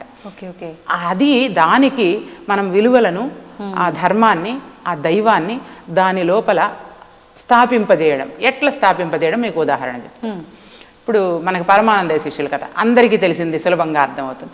10 మంది నది దాటడానికి వెళ్ళారు, తెలుసు కదా. నది దాటిన తర్వాత ఎంచుకుంటారు వాళ్ళు, 9 మందే ఉన్నారు అని ఏడుస్తూ ఉంటారు. నదిలో ఒకడు మునిగిపోయాడు, మరి ఇంకొకడు వస్తాడు, వాడు మళ్ళీ 9 మందిని ఎంచుతాడు. ఆ కథే అన్నమాట. అప్పుడేమవుతుందంటే దారిలో పోయేవాళ్ళు, ఏం నాన్న ఏం జరిగింది, ఎందుకు ఇట్లా ఏడుస్తూ ఉన్నారంటే, మేము ఇట్లాగా ఒకళ్ళు మిస్ అయిపోయాము అంటే, ఉండు నేను ఎంచి చూస్తాను అని చెప్తే 10 మంది. అది ఎట్లాగా 10 మంది ఉన్నారు? ఆ అబ్బాయి మీద ఒక ముటిక్క వేసి, నువ్వు నిన్ను లెక్కేసుకోలేదంటే, ఓ అవును కదా నేను కదా అని గ్రహిస్తాడు. అలాగా గ్రహించేటట్లు, ఓహో చీమ గ్రహించింది కదా, ఓహో నేను శరీరం కాదు కదా, నేను ఇక్కడే ఉండను, నేను ఉన్నది ఇక్కడ ఎందుకు, ధర్మ సంస్థాపనకు, విలువలతో కూడుకున్న జీవన విధానాన్ని నేను జీవించడానికి కదా నేనున్నది అనే గ్రహణ నిరంతరం నీలో ఉన్నప్పుడు, నువ్వు ఒక వ్యక్తి మరొక వ్యక్తిని ఏ పదవి కోసమో ఏ ధనము కోసమో ఇబ్బంది పెట్టడం కానీ ఏదో రకంగా చేయడం కానీ జరుగుతుందంటారా? జరగదు. రమణ మహర్షి ఏ రోజైనా ఎవరినైనా ఇబ్బంది పెట్టాడా? రామకృష్ణ పరమహంస ఇబ్బంది పెట్టాడా? సీతమ్మ ఇబ్బంది పెట్టిందా? లేదు. మరి రావణాసురుడు, హిరణ్యకశిపుడు, ప్రహ్లాదుడు ఉన్నాడు. ప్రహ్లాదుడి జ్ఞానం చూసారా? ఎంత చక్కగా చెప్తాడు. నువ్వు అసలు ఎవరిని చూసుకొని విర్రవీగుతూ ఉన్నావు అంటే, ఏముంది అంతటా వ్యాప్తమై ఉన్నటువంటి ఆ భగవంతుడే నాకు దిక్కు అని సులభంగా చెప్తాడా లేదా? మరి ఆ భావన ప్రతి మనిషిలో ఉన్నది అనుకోండి, ధర్మ యుగం అయిపోదు, దైవ యుగం అయిపోదు, ఈ భూమండలం అంతా దివ్య మండలంగా మారిపోదు. ఇప్పుడు కోర్టులు ఎందుకు, ప్రభుత్వం ఎందుకు, చట్టాలు ఎందుకు, పోలీసులు ఎందుకు, ఇన్నెందుకు? ఏ మనిషికి ఆ మనిషి ధర్మ మార్గంలో ఉంటే అలా మంచి జరుగుతుంది, ధర్మంగా ఉంటుంది. కానీ ఉన్న 4 యుగాల్లో ఒక్కొక్క యుగానికి ఒక్కొక్క పేరు, ఆ పేరుకు తగ్గట్టుగా ఆ యుగంలో ధర్మం ఎన్ని పాదాల పైన నడుస్తుంది, ఆ యుగంలో ఎందుకు ఇలా ఉంటారు అనేది ఆల్రెడీ నిర్ణయించబడింది అని చెప్పి అంటూ ఉంటారు. ఇప్పుడు ఆఖరికి వచ్చేసరికి ఈ 4వ యుగం కలియుగము. ఈ కలియుగంలో కలి ప్రభావం వల్ల ఖచ్చితంగా పాపాలే పెరిగిపోతాయి, అధర్మమే నడుస్తూ ఉంటుంది అని చెప్పి అది నిర్ణయించబడినప్పుడు కొత్తగా మనం ధర్మస్థాపన చెయ్యాలి, మనం ఇలా ఉండాలి, మనం స్వార్థంగా ఉండకూడదు అని అంటే ఇదంతా సాధ్యపడేదంటారా? ఖచ్చితంగా సాధ్యమే. ఇప్పుడు మీరు చెప్పిన అంశాన్ని మీరు అర్థం చేసుకున్న కోణం వేరు. సరైన కోణంలో మీరు అర్థం చేసుకుంటే ఇప్పుడు మీరే చెప్తారు. సుఖభోగి అని మనం అనుకున్నామే, అతనే కలి, అతను వేరు కాదు, ఎక్కడో లేడు, మనలోనే ఉన్నాడు, అతనే కలి. స్వార్థమే కదా. ఇప్పుడు మీకు యుగాల గురించి ఒక్క నిమిషంలో చెప్తాను. కృతయుగంలో ధర్మము 4 పాదాల మీద నడిచింది అని చెప్పారు. అవును. అంటే అర్థం ఏమనుకుంటున్నారు? 4 కాళ్ళు వచ్చినాయా నడవటానికి ధర్మానికి? అలా కాదు. ఆ రోజుల్లో 100కు 100 మంది విలువలతోనే కూడుకొని జీవించేవాళ్ళు. 100 మంది ఉన్నారు అంటే 4 పాదాలు అంటే ఉన్నటువంటి అందరూ అని. 100 మందో 1,00,00,000 మందో ఎంతమంది ఉన్నారో ఆ ఉన్నంత మంది కూడా ఎలా వాళ్ళు ఉండేవాళ్ళు అంటే, ప్రతి ఒక్కరూ విలువలతో కూడుకున్నటువంటి విద్యను, అంటే స్కూల్కి వెళ్ళి నేర్చుకునేదే కాదు విద్య, స్వయంగా గురువుల దగ్గర స్వయంగా పరిశీలన చేసి ఈ ప్రపంచాన్ని గమనించి నా దేహాన్ని నేను గమనించి చేసేటటువంటిది విద్య. అట్లాగా అందరూ కూడా 4 పాదాలు అంటే 4 భాగాలు. దేవతలేనా మనుషులు కూడా ఉన్నారా ఎక్కడ? కృతయుగంలో అందరూ. మనం ఇప్పుడు అందరం దైవంగా, ఇప్పుడు మనము ఇప్పుడు నేను చెప్పిన దైవ లక్షణాలను మనం అందరం పుణికి పుచ్చుకొని అలాగా మనం నడుచుకున్నాం అనుకో, మనం అందరం కూడా దేవతలమే కదా. లక్షణాలే కదా తేడా. క్యారెక్టర్. దేవతలు మీన్స్ భగవంతుడు. కరెక్ట్. శాశ్వతం అన్నారు, అనిత్యం అన్నారు. కానీ మనం శాశ్వతం కాదే, మనం కూడా భగవంతుడమే అనుకుంటాం కదా. అంటే మీరు మనము అంటే శరీరం అని అనుకుంటున్నారా? ఆ లోపల ఉన్నటువంటి సుఖభోగి అని అనుకుంటున్నారా? ఇవి 2 మీరు కాదు కదా. ఈ ధర్మం ఈ 4 యుగాల గురించి చెప్పాక మళ్ళీ అది నేను చెబుతాను, అది మిస్ అయ్యింది కదా. ఇప్పుడు అందరూ కూడా విలువలతో కూడుకున్న జీవన విధానం గడిపారు అని చెప్పాను. అయితే అది కొంచెం ఏమైందంటే, ఆ 4 పాదాల నుంచి కృతయుగం తర్వాత త్రేతాయుగం. త్రేతాయుగంలోకి వచ్చేటప్పటికి 100కు 25% మంది నెమ్మదిగా బాహ్య ప్రపంచానికి తాదాత్మ్యము చెంది 25% మంది ఏమైపోయారు అంటే దారి తప్పిపోయారు. ఇప్పుడు ధర్మం ఎంత ఉంది అక్కడ? 3 భాగాలు మాత్రమే. పాదము అంటే భాగము, నడక. 3 పాలు మాత్రమే త్రేతాయుగం. అయిపోయిందా? ద్వాపర యుగంలో ఈ 25 మంది ఊరుకోరు కదా. నువ్వు సినిమా చూడని పోయావనుకో, అమ్మ సినిమా చూడని పోయింది, నేను పోవాలి కదా. మీరు బాగా తాజ్ హోటల్ లాగా పెద్ద బిల్డింగ్ కట్టుకున్నారు, మీలాగా నేను కూడా కట్టుకోవాలి. పోల్చుకొని 25 మంది కాస్త ఇప్పుడు ఏమైపోయారు? ద్వాపర యుగానికి వచ్చేటప్పటికి 50 మంది అయ్యారు. ఇప్పుడు ఇదేంటిది? కలియుగం. ఇప్పుడు ఏమైపోయారు? ఒక్క పాదమే. అంటే 75% పాపం పెరిగిపోయింది. 75% వాళ్ళల్లో స్వార్థము, పాపం అనేది ఎక్కడుంది? వేరుగా ఉంది. ఎడన్నా పాపాన్ని ఎత్తి చూపిద్దామా? చేతిలో చూపించగలమా ఇది పాపమని? చేస్తున్న పనుల్లోనే అది భావంలోనే ఉంది. వైరస్ పట్టుంది కదా. నీలో ఉన్న నేనుకి, సాఫ్ట్ కాపీకి వైరస్ పట్టి ఉంది. దానికి మందు వేసుకోలేదు కనుక, ఆ దిశగా వాళ్ళ ఆలోచనలు కొనసాగలేదు కనుక, పొద్దున్నుంచి సాయంత్రం వరకు భగవద్గీత చెప్పుకుంటే లేదా చదువుకుంటే నాకు డబ్బులు వస్తాయా? కరెక్టే, రావు కదా. అదే ఆలోచనలో ఉన్నారు అని ఆలోచనల్లో ఉంటారు. అయినా అది ఎందుకు? ఇప్పుడు నా కొడుకుని కలెక్టర్ని చేయాలి, నా కూతుర్ని ఐఐటిలో సీటు తెప్పించి చేయాలి అంటే, నా కూతుర్ని నా కొడుకుని జ్ఞానులుగా తయారు చేయాలి అని అనుకుంటూ ఉండేవాళ్ళు ఎంతమంది? చాలా. కాపీలు కొట్టించైనా లేకుంటే డబ్బులు లంచం ఇచ్చైనా కూడా నా కొడుకు నా కూతురు పెద్దగా అయిపోవాలి కదా. సో అందువల్ల ఇప్పుడు కలియుగంలో ఆ సుఖభోగి అనేవాడు అందరిలోకి అంటువ్యాధిలాగా వ్యాపించిపోయినాడు. వైరస్ కదా అది. ఆ వైరస్ వ్యాపించిపోవడం వల్ల ఇప్పుడు కలియుగంలో 25% ఒక భాగం అని మీరు అంటున్నా, కలియుగం ఆరంభంలో అది ఉండేదేమో 25%. ఇప్పుడు అంత శాతం ఉందా? కలియుగం ఆరంభమై 5160 సంవత్సరాలు అయింది ఈ రోజుకి. ఈ సంవత్సరానికి 2025 ఈ నెల వరకు, ఈ సంవత్సరానికి 5000. ఓకే. మరి ఇప్పుడు ఆ పర్సెంట్ కూడా తగ్గిపోయింది. మీరు ఒక పాదం అని కూడా ఇప్పుడు చెప్పలేరు. ఒక పాదంలో కూడా మళ్ళీ కొంత తగ్గిపోయింది. ఎందుకంటే ఇప్పుడు 75 మంది వైపు తిరుగుతారా మనుషులు? నేను ఒక్కదాన్ని ఉంటే నా వైపుకి వస్తారా? ఎక్కువ మెజారిటీ ఎటుంటే. ఎందుకంటే వరలక్ష్మి ఊహ తెలిసినప్పటి నుంచి కనిపించిన వాళ్ళకంతా ధ్యానం చెప్తుంది. ఎన్ని ప్లాట్లు కొనింది, ఎన్ని బిల్డింగులు కట్టింది, ఏం చేసింది, నా దగ్గరికి ఎందుకు వస్తారు మనుషులు కదా. అట్లాగా మనము ధర్మం అంటే దైవం, ఈ విధంగా పాదాలను మనం అర్థం చేసుకుంటే కృతయుగం, త్రేతాయుగం, ద్వాపరయుగం, కలియుగంకి వచ్చేటప్పటికి ఇప్పుడు అరుదైపోయారు. ఇప్పుడు ఒక చిన్న సందేహం, అంటే ఇప్పుడు ఈ కలియుగంలో 75% మంది ఆలోచన విధానం కొంచెం వేరే రకంగా ఉంది కాబట్టి ఎక్కువగా వీళ్ళ సైడే మొగ్గు చూపి ఉన్న 25లో కూడా వీళ్ళ సైడ్కి రావడం జరిగింది.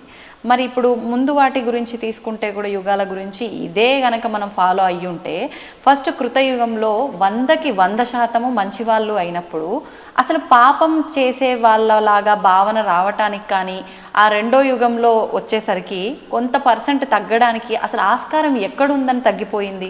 ఎట్లా ఉందంటే, ఒకప్పుడు గురుకుల పాఠశాలలు ఉన్నాయి, మీకు తెలుసు కదా. ఆశ్రమాలు, గురుకుల పాఠశాలలు ఉండి పిల్లలందరూ కూడా 16, 17 ఏళ్ళు, 18 ఏళ్ల వరకు ఎక్కడ చదువుకునేవారు? ఇప్పుడు కాన్వెంట్లు ఎన్ని వచ్చాయి? ఇవన్నీ ఎప్పుడు మార్పు చెందింది? అలాగా ఒక మనిషిలో కలిగినటువంటి ఒక కలి భావన, స్వార్థ భావన ఒక మనిషి నుంచి మరొక మనిషికి ఎప్పుడు పాకింది అనే విషయం కూడా చాలా స్పష్టంగా భగవద్గీతలో 4వ అధ్యాయంలో ఉంది.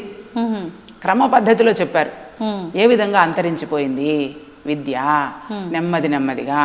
ఇప్పుడు ప్రభుత్వ పాఠశాలలు కూడా వెళ్ళిపోయాయి కదా, ఇప్పుడు ప్రైవేటు పాఠశాలలు వచ్చాయి. మరి ఇంక కొన్ని రోజులకి ప్రభుత్వ పాఠశాలలు ఉంటాయా లేదా అన్న కూడా సందేహం ఉంది ఇప్పుడు, అవునా కాదా? ఇంకా కొన్ని రోజులకి ఈ మాత్రం విలువలైనా ఉంటాయా లేదా అని కూడా సందేహమే మనకి. ఆ విధమైనటువంటి మార్పు, ఆ స్వార్థము ఏ ఒక్కరిలోనో కలగడం వల్ల అలాగా అందరికీ అది వ్యాపించింది. ఓకే ఓకే, అంటే అది ఎలా మార్పు మొదలైందో కూడా తెలియని విధంగా ఒక రకంగా మార్పు మొదలైంది మనకు తెలుస్తూ ఉంది కదా. ఒకప్పుడు ఉన్నటువంటి విధానం ఇప్పుడు ఉందా? జీవన విధానం లేదు లేదు, మారింది, మారిపోతుంది. అలాగా మారుతున్న సమాజంలో మనము ఎదగడానికి, మనము మారుతున్న సమాజంలో ఎదిగే దిశగా మనం ఏదైనా మిషనరీస్ కనిపెట్టడం కానీ, విద్యలో చేయవలసినటువంటి మార్పులు కానీ చేయాలి. కానీ అది ఎదుగుదల పేరుతో అధఃపాతాళానికి వెళ్ళిపోయేటట్లుగా మార్పుకి సంబంధించినటువంటి భావనలు కలగడం వల్ల ఈ విధంగా అంటే కాలక్రమేణా మార్పు రావటం సహజము, ఆ మార్పుకు తగ్గట్టుగా మనిషి మారటం కూడా ముఖ్యము, కానీ ఎలా మారుతున్నాము అనేది మాత్రం ఖచ్చితంగా చూసుకోవాలి. అది చూసుకోవాలి. ఓకే, అది మనకు క్రమ పద్ధతిలో ఇది నేర్పిస్తుంది అన్నమాట. 1వ అధ్యాయంలో ఇది మనకు తెలిసేది, నిత్యమేది అనిత్యమేది. అట్లాగే 2వ అధ్యాయంలో సాంఖ్యయోగం. సాంఖ్యము అంటే జ్ఞానం అన్నమాట. అంటే సాంఖ్యయోగంలో ఒక మనిషి ఇప్పుడు దారి తప్పిపోయాడు, ట్రాక్ తప్పిపోయాడు. ఎలా ఆలోచన చేసి ఏ విధంగా మనల్ని స్వీయ అధ్యయనం చేస్తే మనము మంచిగా మారతాము అనేటటువంటి క్రమ పద్ధతి 72 శ్లోకాల్లో క్రమంగా చెప్పాడు. అంటే నీ యొక్క ఇంద్రియాలను నువ్వు నీ లోపల ఉంచుకోవాలి. అంటే కంట్రోల్ అంటారు, అది కంట్రోల్ కాదు. నీ యొక్క ఇంద్రియాలను అవి ఎలా ప్రవర్తిల్లుతున్నాయో నువ్వు గమనించాలి. ఎవరు గమనించాలి ఇప్పుడు మళ్ళీ? వాడే కదా, సుఖభోగి గమనించాలా, కలి గమనించాలా. ఆడు గమనించి గమనించి గమనించి ఇటువంటి భగవద్గీత, రమణ మహర్షి ఇటువంటి వాళ్ళను చూసి నేను ఇప్పుడు ఎక్కడున్నానబ్బా, అవును కదా నేను దారి తప్పిపోయి ఉన్నాను, ఇప్పుడు నేను దారిలోకి రావాలంటే ఓకే ఈ క్రమ పద్ధతిని నేను అనుసరిస్తే నేను దారిలోకి వచ్చేస్తాను కదా అనే భావన. అంటే ఇప్పుడు ఏమైంది, దానికి మందు పడింది వైరస్కి. ఆ వైరస్ నెమ్మదిగా 18వ అధ్యాయం వచ్చేటప్పటికి ఆనందంగా తొలగిపోతుంది అన్నమాట. తొలగిపోయిన తర్వాత తన స్వస్వరూపం తనకు తెలుస్తుంది.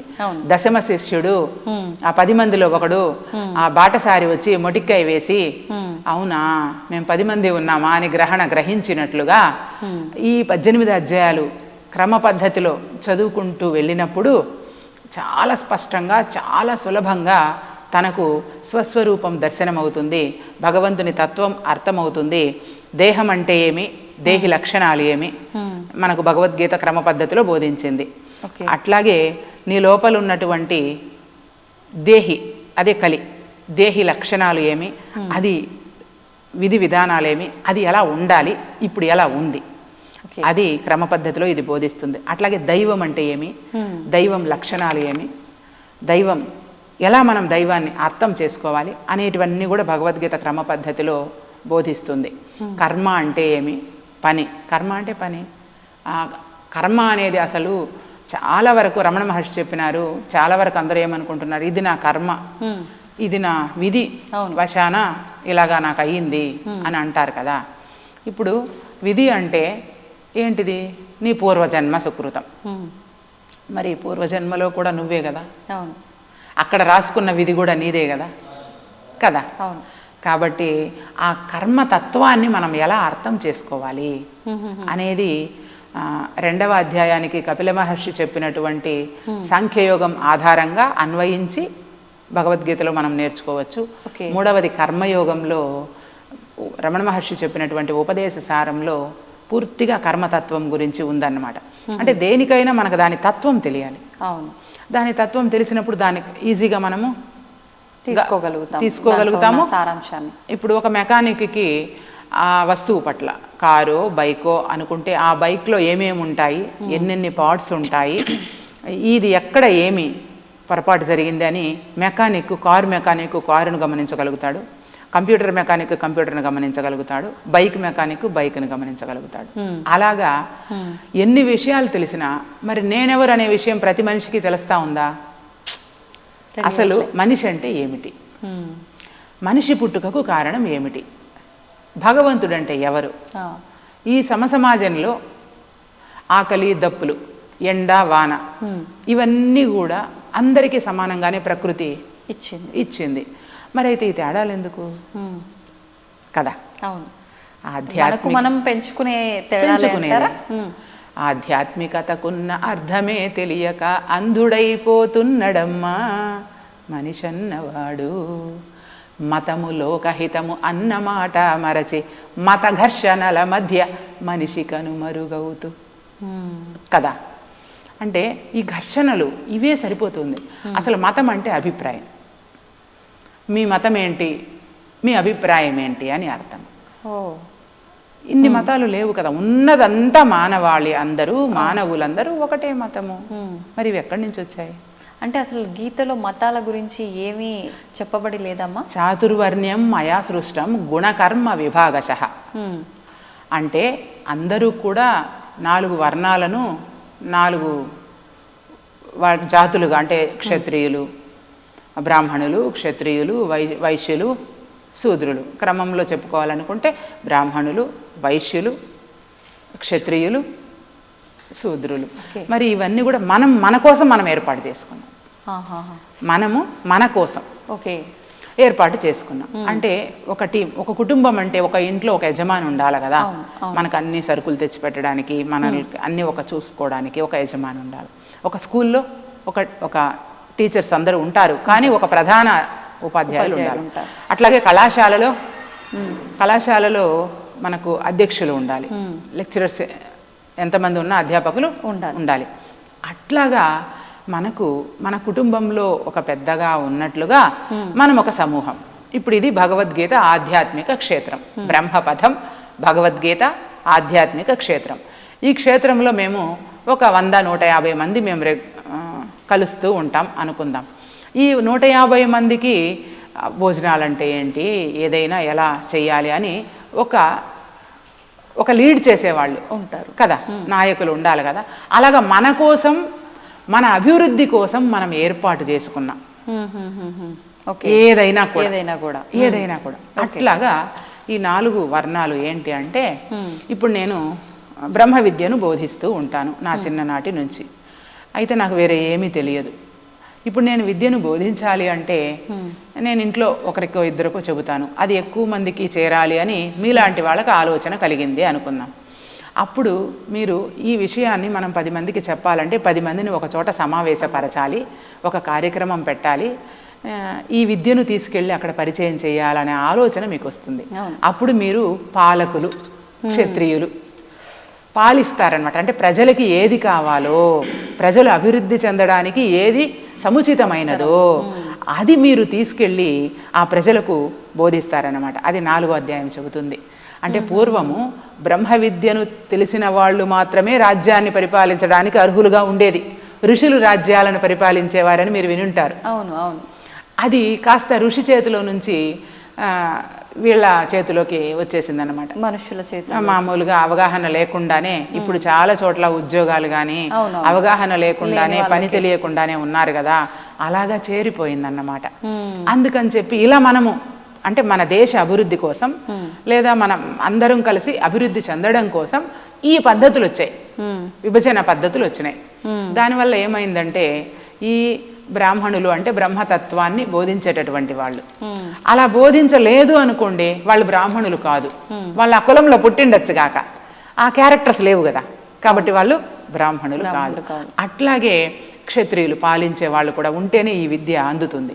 ఓకే, నేను బోధిస్తున్నాను, మీరు ఒక కార్యక్రమాన్ని చేయటానికి నిర్వహణకు మీరు పూనుకున్నారు, కానీ మీకేం కావాలి, ఊరికి అయిపోదు కదా, ఒక కార్యక్రమానికి మైక్ పెట్టాలి, వచ్చిన వాళ్ళకి భోజనం పెట్టాలి, ఒక కళ్యాణ మండపాన్నో ఏదో ఒకటి, ఒక స్థలాన్ని మీరు ఏర్పాటు చేయాలి, వీటికన్నిటికీ డబ్బు కావాలి. కాబట్టి అమ్మ ధర్మం బోధించడానికి మనకి డబ్బు కావాలి కదా అని చెప్పి మీరు పాలకులు కనుక, మీ చేతిలో అధికారం ఉంటుంది కనుక ఊర్లో ప్రజలందరినీ కలిపి తలా రూపాయి అడిగి ఈ కార్యక్రమం చేద్దాము అని అంటారు. ఆ రూపాయి మీకు ఎవరివ్వగలరు అంటే అది సంపాదించే వాళ్ళే ఇవ్వగలరు, వ్యాపార వాణిజ్య విషయాల మీద. అది వైశ్యులు. ఇక్కడ కులమతాలకు సంబంధం లేదు, ఈ భావన. అయితే వీళ్ళు వ్యాపారంలో నిరంతరం ఉంటారు. అప్పుడు వాళ్ళు ఈ కార్యక్రమాలన్నీ చేయలేరు. కాబట్టి నాన్న నేను 10 రూపాయలు దానం ఇస్తానమ్మా, నువ్వు మంచి పని చేస్తున్నావు, నువ్వు చెయ్యి అని నువ్వు ఆ కార్యక్రమాన్ని నిర్వహించడానికి నీకు 10 రూపాయలు, తలా 10 రూపాయలు ఇస్తారు వీళ్ళు వైశ్యులు. ఇంతటితో అయిపోదు కదా, నీకు అక్కడ అరేంజ్ చేసే వాళ్ళు ఉండాలి, చిమ్మే వాళ్ళు ఉండాలి, అన్నం వడ్డించే వాళ్ళు కావాలి. వీళ్ళంతా శూద్రులు, సేవకులు. ఇప్పుడు ఈ నలుగురు లేకపోతే ఏ ఇంట్లో అయినా జరుగుతుందా? అప్పుడు సేవకులు శూద్రులు తక్కువైపోతారు, బ్రహ్మ విద్యను బోధించే వాళ్ళు ఎక్కువైపోతారా? అలానే అయ్యారు కదా. అంతా కూడా ఏమైపోయిందంటే అవగాహన లోపం. ప్రపంచంలో ఉండే మానవాళిలో 99.9% జనులకు ఏమైందంటే విషయ పరిచయం ఉంది, భగవద్గీత ఉందని ప్రపంచంలో ఎవరికిదో తెలియదు చెప్పండి. అవును అవును. కానీ భగవద్గీతలో ఏముందో దాన్ని గ్రహించే శక్తి లేదు. పరిచయం ఉంది, పరిజ్ఞానం లేదు అనొచ్చా? పరిచయం ఉంది, పరిజ్ఞానం లేదు, అవగాహన లేదు.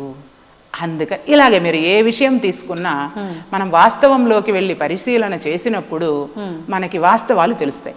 ఇప్పుడు వాస్తవానికి వెళ్ళి పరిశీలన చేయగలిగే ధ్యాస ఇప్పుడు లేదు కదా. నా ధ్యాస అంతా ఏమైపోయింది అంటే భౌతిక విషయాలపైకి వెళ్ళిపోయింది. కాబట్టి అవగాహన లోపం వచ్చింది. ధర్మ సంస్థాపన చేసేవాళ్ళు కరువు అయ్యారు, చాలా అరుదైపోయారు.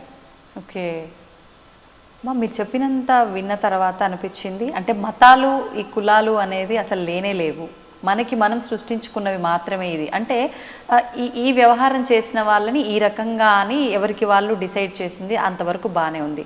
అది కాస్త ఇప్పుడు కులాలు మతాలు అని కొట్టుకుని చచ్చేదాకా పోయింది. అంటే ఒకటి కాదు, ఒకదాన్ని తీసుకుంటే ఒక కులాన్నో ఒక మతాన్నో దాంట్లో మళ్ళీ వర్గాలు ఇలా అంతా కూడా వెళ్ళిపోతుంది ప్రస్తుత సమాజంలో. మరి ఇవన్నీ ఎందుకంటారు? అంటే అమ్మ ఇప్పుడు మనము నేను డిగ్రీ కాలేజీలో పనిచేస్తూ ఉన్నాను, ప్రభుత్వ డిగ్రీ కళాశాల నగరి. ఇప్పుడు మా కళాశాలలో బీకామ్ ఒక గ్రూప్ ఉంది, అట్లాగే బిఏ ఒక గ్రూప్ ఉంది, బిఎస్సి ఒక గ్రూప్ ఉంది. ఇప్పుడు మా కాలేజీకి వస్తే మేము ఈ గ్రూప్స్ ఉన్నాయని చెబుతాము. వీళ్ళందరూ బిఎస్సి విద్యార్థులు, వీళ్ళందరూ బీకామ్ విద్యార్థులు, వీళ్ళందరూ బిఏ విద్యార్థులు అని చెప్పుకుంటాం కదా. ఇది ఒక మతం అన్నమాట, ఒక సమూహము. అట్లా ఒక్కొక్క సమూహము కలిసి నా కులం ఇది, నా మతం ఇది, నా పద్ధతి ఇది అని అంతా ఏర్పాటు చేసుకున్నది ఎవరికి వారే కానీ ఇదంతా కూడా స్వయం సృష్టే కానీ భగవంతుని సృష్టి కాదు. భగవంతుని సృష్టిలో అందరూ సమానమే. భగవంతుని సృష్టే కాదు, ఎవరికి వారు సృష్టించుకున్నది అని మీరు అన్నారు. అంటే భగవంతుడి ఆజ్ఞ లేనిదే, ఇప్పుడు అంటూ ఉంటారు శివుడాజ్ఞ లేనిదే చీమైనా కుట్టదు అని. అంటే ఆయన ఆజ్ఞ లేనిదే, ఆయన కన్నుసందల్లో జరగనిదే ఇదంతా మనకు మనం ఆడించుకునే ఆట ఎలా అవుతుందంటారమ్మా? ఖచ్చితంగా ఇది మనకు ఆడించుకునే ఆటే. నకర్తృత్వం నకర్మాణి లోకస్య సృజతి ప్రభు నకర్మఫల సంయోగం స్వభావస్తు ప్రవర్తతే. అంటే మానవుల యొక్క పుణ్య పాపాలకు కానీ వాళ్ళ యొక్క చేష్టలకు కానీ వాళ్ళు చేస్తున్న ఏ పనికి కానీ నాకు సంబంధం లేదు. అజ్ఞానపు మనుషులు మోహవశం వల్ల నేను చేస్తున్నానని వాళ్ళు భ్రమ చెందుతున్నారు అని భగవద్గీతలోనే ఉంది. మీరు ఏ ప్రశ్న వేసినా ప్రతి ప్రశ్నకు సమాధానం భగవద్గీత, ప్రతి సమస్యకు పరిష్కారం భగవద్గీత. కాబట్టి ఇవంతా కూడా కల్పన. అసలు ఈ సృష్టి ఒక కల్పం కదమ్మా, కల్పితం కదా. మనము సిమెంటు, ఇసుక, గులక కలిపి ఒక కాంక్రీట్ని తయారు చేసి నీకు కావలసిన షేపులో నువ్వు గోడ కట్టుకుంటూ ఉన్నట్లుగా నీకు అనిపించినటువంటి భావనతో నువ్వు కల్పన చేసుకుంటూ ఉన్నావు. అయితే అదే నువ్వు సద్గురు మార్గంలో ధర్మ మార్గంలో ఉన్నావనుకో, నీకు అటువంటి కల్పనలు రావు. ఎట్లా అంటే ఇప్పుడు నువ్వు ఇక్కడ ఇది మాట్లాడుతూ ఉన్నారు, ఇప్పుడు మీరు నిద్రపోయి కలగంటూ ఉన్నటువంటి సందర్భాన్ని ఊహించుకోండి. కలలోని మిమ్మల్ని సింహం తరుముకుంటూ వచ్చింది, పులి తరుముకుంటూ వచ్చింది, అలా ఎన్నో అనుభవాలు కలిగినాయి. కళ్ళు తెరిచాక ఏమనిపించింది? కలే కదా, ఇదంతా నిజం కాదు కదా. అట్లాగే ఇక్కడ నుంచి కూడా ఈ బాహ్య చూపు, బాహ్య ప్రపంచాన్ని చూసే శక్తిని కోల్పోయిన తర్వాత ఆ సినిమా స్టార్ట్ అవుతుంది, అక్కడ స్టార్ట్ అవుతుంది. అప్పుడు నీకు అనిపిస్తుంది ఏంటిదబ్బా ఇది అనేటటువంటి భావన అనిపిస్తుంది. అంటే అప్పుడు మళ్ళా నువ్వు మేల్కుంటావు అనమాట. ఇది జస్ట్ ఉదాహరణకి. ఇప్పుడు మీరు ఎలా గ్రహించారు? భగవంతుని తత్వం ఇది అని నువ్వు గ్రహిస్తే అప్పుడు నువ్వు మేల్కుంటావు. మరి నువ్వు మేలుకున్నప్పుడు అప్పుడు నీకు విషయము వాస్తవం ఏదో తెలుస్తుంది. ఓకే, ఇది అబద్ధము, ఇది మనము భ్రమ చెందాము. ఎట్లాగా అంటే ఇక్కడేదో తాడు కనిపించింది, పెద్దలందరూ చెప్తూ ఉంటారు ఈ ఉదాహరణ. తాడు ఉంది అక్కడ, కానీ దాని తాడుగా నువ్వు చూడలా, అమ్మో పాము అనుకుంటావు. కానీ ఎవరో వచ్చి నీకు ఇది తాడు కాదు, ఇది పాము కాదు నాన్న, తాడేను, అరే అవునా అని గ్రహించడం. అట్లాగా ఒక గురువు, గురువు అంటే రూపం కాదు, మరి జ్ఞానము, జ్ఞానము ఉన్నటువంటి జ్ఞాని. కానీ అంటే ఎలా ఎంచుకోవచ్చు అంటారు? అతనికి మనకే జ్ఞానం లేనప్పుడు ఒక జ్ఞానం ఉన్న వ్యక్తిని మనం ఎలా తీసుకోగలుగుతాము? ఎలా గ్రహించగలుగుతాము? పలానా గురువు అంటే మనకు స్కాంద పురాణం ఒకటి ఉంది.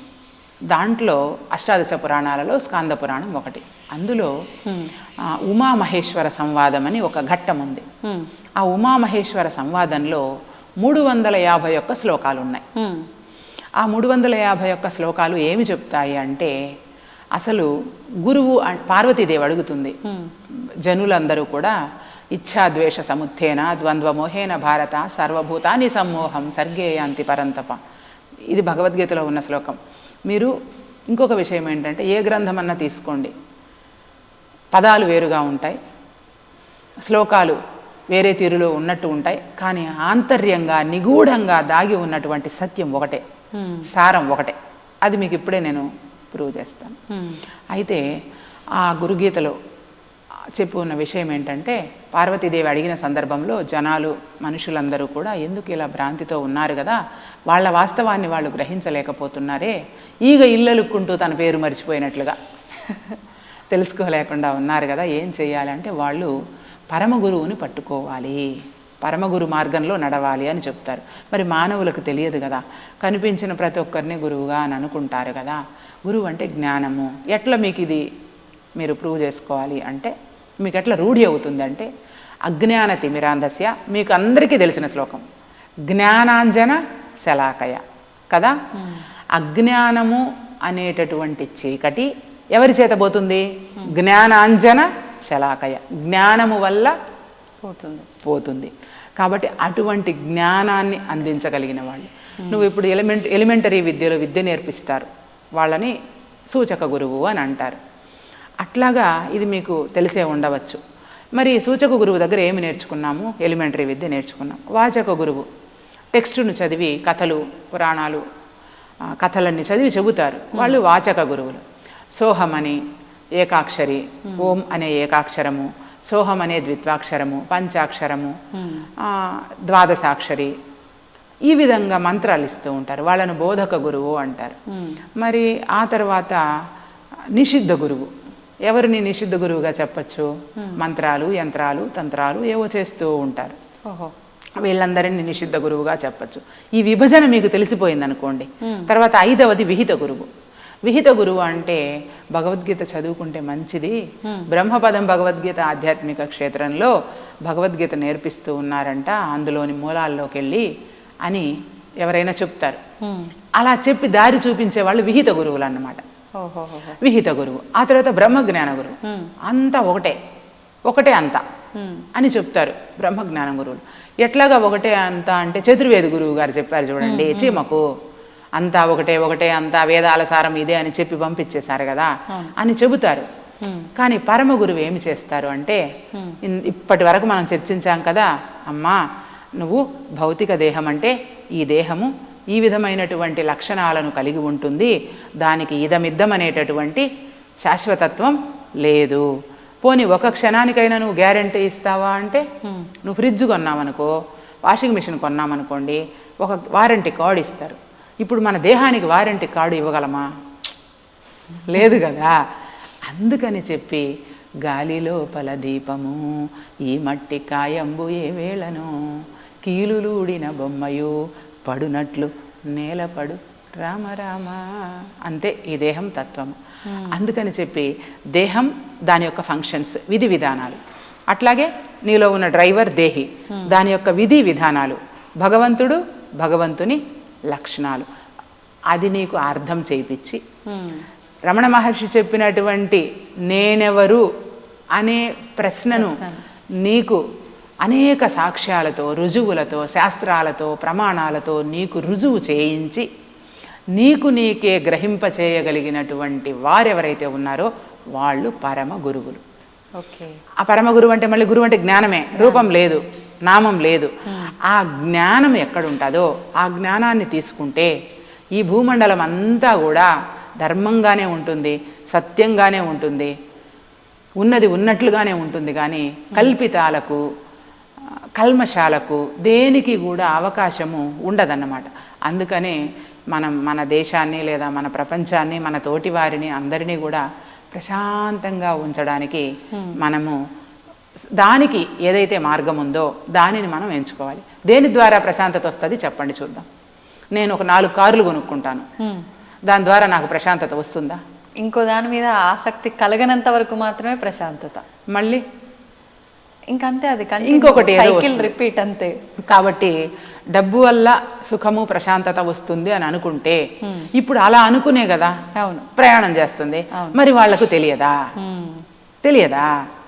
అందుకనే కాళ్ళు తడవకుండా సముద్రాన్ని దాటగల ఎంత మేధావి అయినా కళ్ళు తడవకుండా జీవితాన్ని దాటలేడు. కాబట్టి దుఃఖం అనేది ఎంత మేధావైనా కావచ్చు కాక ఆ మనిషికి దుఃఖం అనేది ఎప్పటికీ ఉంటుంది. సుఖానంతరం దుఃఖం దుఃఖానంతరం సుఖం చక్రవత్ పరివర్తంతే దుఃఖాని చ సుఖాని చ. ఇదే అన్నమాట. సుఖ దుఃఖాల వెంబడి వాళ్ళు పరుగులెడుతూ ఉంటారు. కాబట్టి ఎప్పటికీ అశాంతే. కాబట్టి ప్రశాంతిని బోధించగలిగినది ఒకే ఒక్క మార్గము, అది ఆత్మజ్ఞాన మార్గము, దైవ మార్గము, భగవద్గీత మార్గము. అన్యథా శరణం నాస్తి. మరో దారే లేదు. ప్రతి ఒక్కరూ ఈ దారిలోకి రావాల్సిందే. ఖచ్చితంగా దానిని మనము అధ్యయనం చేసి గీతా క్రమంలో, గీత అంటే ఈ పుస్తకం కాదు, పుస్తకం మాత్రమే కాదు, రూట్, దారి. ఏమి దారి అంటే భగవంతుని తెలిసే దారి. ఆ దారిలోకి వెళ్ళి మనము ఖచ్చితంగా దానిని ఏదైతే ఉన్నదో దుఃఖం లేనటువంటి స్థలం, అదే ఈ భేదభావనలు లేనటువంటి స్థలం. నతద్భాసయతే సూర్యో న శశాంకో న పావకః యద్గత్వా న నివర్తంతే తద్ధామ పరమం మమ. అక్కడికి వెళ్ళాలి. భేదభావన లేనటువంటి భావనలో మనం ఉన్నప్పుడు ఈ భూమండలం దివ్యమయమవుతుంది. అప్పుడు ప్రశాంతతతో కూడుకున్నటువంటి జీవన విధానం ఉంటుంది. ఈ విలువల విద్యతో కూడుకున్నటువంటి విద్యను ప్రతి ఒక్కరికి మనం పాఠశాలలని కళాశాలలని కాకుండా ప్రతి ఒక్కరికి మనం దానిని చేర్చగలిగినప్పుడు ఆ లోపల ఉన్నటువంటి కలిని జ్ఞానంతో తొలగించగలిగినప్పుడు, కలి అనే వైరస్ని జ్ఞానంతో మనం తొలగించగలిగినప్పుడు మాత్రమే మనిషి ప్రశాంతంగా ఉండగలడు. శశాంతిమధిగచ్చతి అని బ్రహ్మపథం చెబుతుంది.